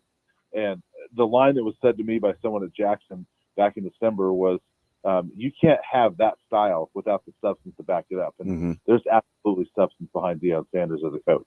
Brian, was it comfortable, uncomfortable? You knew kind of what you were getting. It's not the media's job to be fans. He does, as he said, keep receipts. There was a little grandstanding, but part of it is who he is. Is there anybody uncomfortable, or is this just kind of how it's going to be? Yeah, it's a little uncomfortable just because, there were some straw man arguments out there too, right? But it's like, wait, I think most people are kind of cheering for you, by the way. Yeah, well, I appreciate it. Yeah, I mean, the one that everybody saw after the game, I mean, I don't know, I think it's been revealed at this point, but it was Ed Werder from ESPN, and that goes back to when, Werder covered him at the Dallas Cowboys, so there's a long history there. But certainly, he pays attention to stuff. I mean, there was a tweet that I had in the middle of the month of August where I just kind of, I don't need to go too deep into it, where I just kind of backed up a former player just who got his waiver denied and saying, and really ripped the NCAA. But people thought I was ripping Coach Prime, which I wasn't. And he brought this up the next press conference and said, "Oh, you've got some controversy going on, huh?" And so he sees all this stuff. So, you've got to pay attention. And, it's fascinating because, covering this guy, you almost feel like, do I have to act like a fan, or else I'm going to, get my credentials taken away, or, it's just weird. It's different than it has been in the past for sure. But you still have to try to maintain that and, be a journalist and be objective. Brian, I'm curious how sustainable you think the Travis Hunter situation is in terms of playing that number of snaps on a week in, week out basis. Is that the plan moving forward, is to try and get him 100+ snaps a week, or you think they might back off that a little bit to try and keep him a little fresher? Yeah, I think, certainly, obviously this was a game last week that was a tight game throughout, and so you kind of needed him. I think there's probably going to be some hope that there's some games that aren't as close and you can rest him a little bit more. But the reality is he's their best defensive player and he's their best offensive player. So you want him on the field. And so I think that there's going to be that push, not push. I mean, I think that's the plan, that they're going to play him quite a bit. He's going to start on offense. He's going to start on defense. And, Deion mentioned it yesterday. He was on Pat McAfee. And I noticed it before the TCU game that Travis didn't practice for about 3 straight days. And I thought, boy, is he injured? But Deion said yesterday on the Pat McAfee show that he's going to give Travis a lot of practice off, and that after the game on Saturday, he said, I don't even want to see him on the field until Wednesday. So they had a walkthrough on Sunday, and then they're going to practice today. He doesn't want Hunter practicing those days at all. So they're going to load manage him through practice and then let him go in game day. So I think that's the plan. I think we could see 100+, 120+ snaps every week. Brian, let me get you out on this. Is Coach Prime going to be what he likes to be affectionately known as, or is Coach Sanders going to be okay with Coach Sanders? Yeah, he's good with Coach. You mean being called? Yeah. Being called? Yeah, he's good with that. I mean, some people call him Deion, but he likes being called Coach and Coach Prime. And so, but I've called him Coach. I've called him Deion, and it's all been good. That's our friend. Oh, fantastic stuff, Brian. Brian Howell from buffzone.com. Brian, we appreciate your time. You bet. Thanks, guys. All right. That's a Tuesday here on the Damon Benning Show with Ravi Lulla. We'll catch you again tomorrow.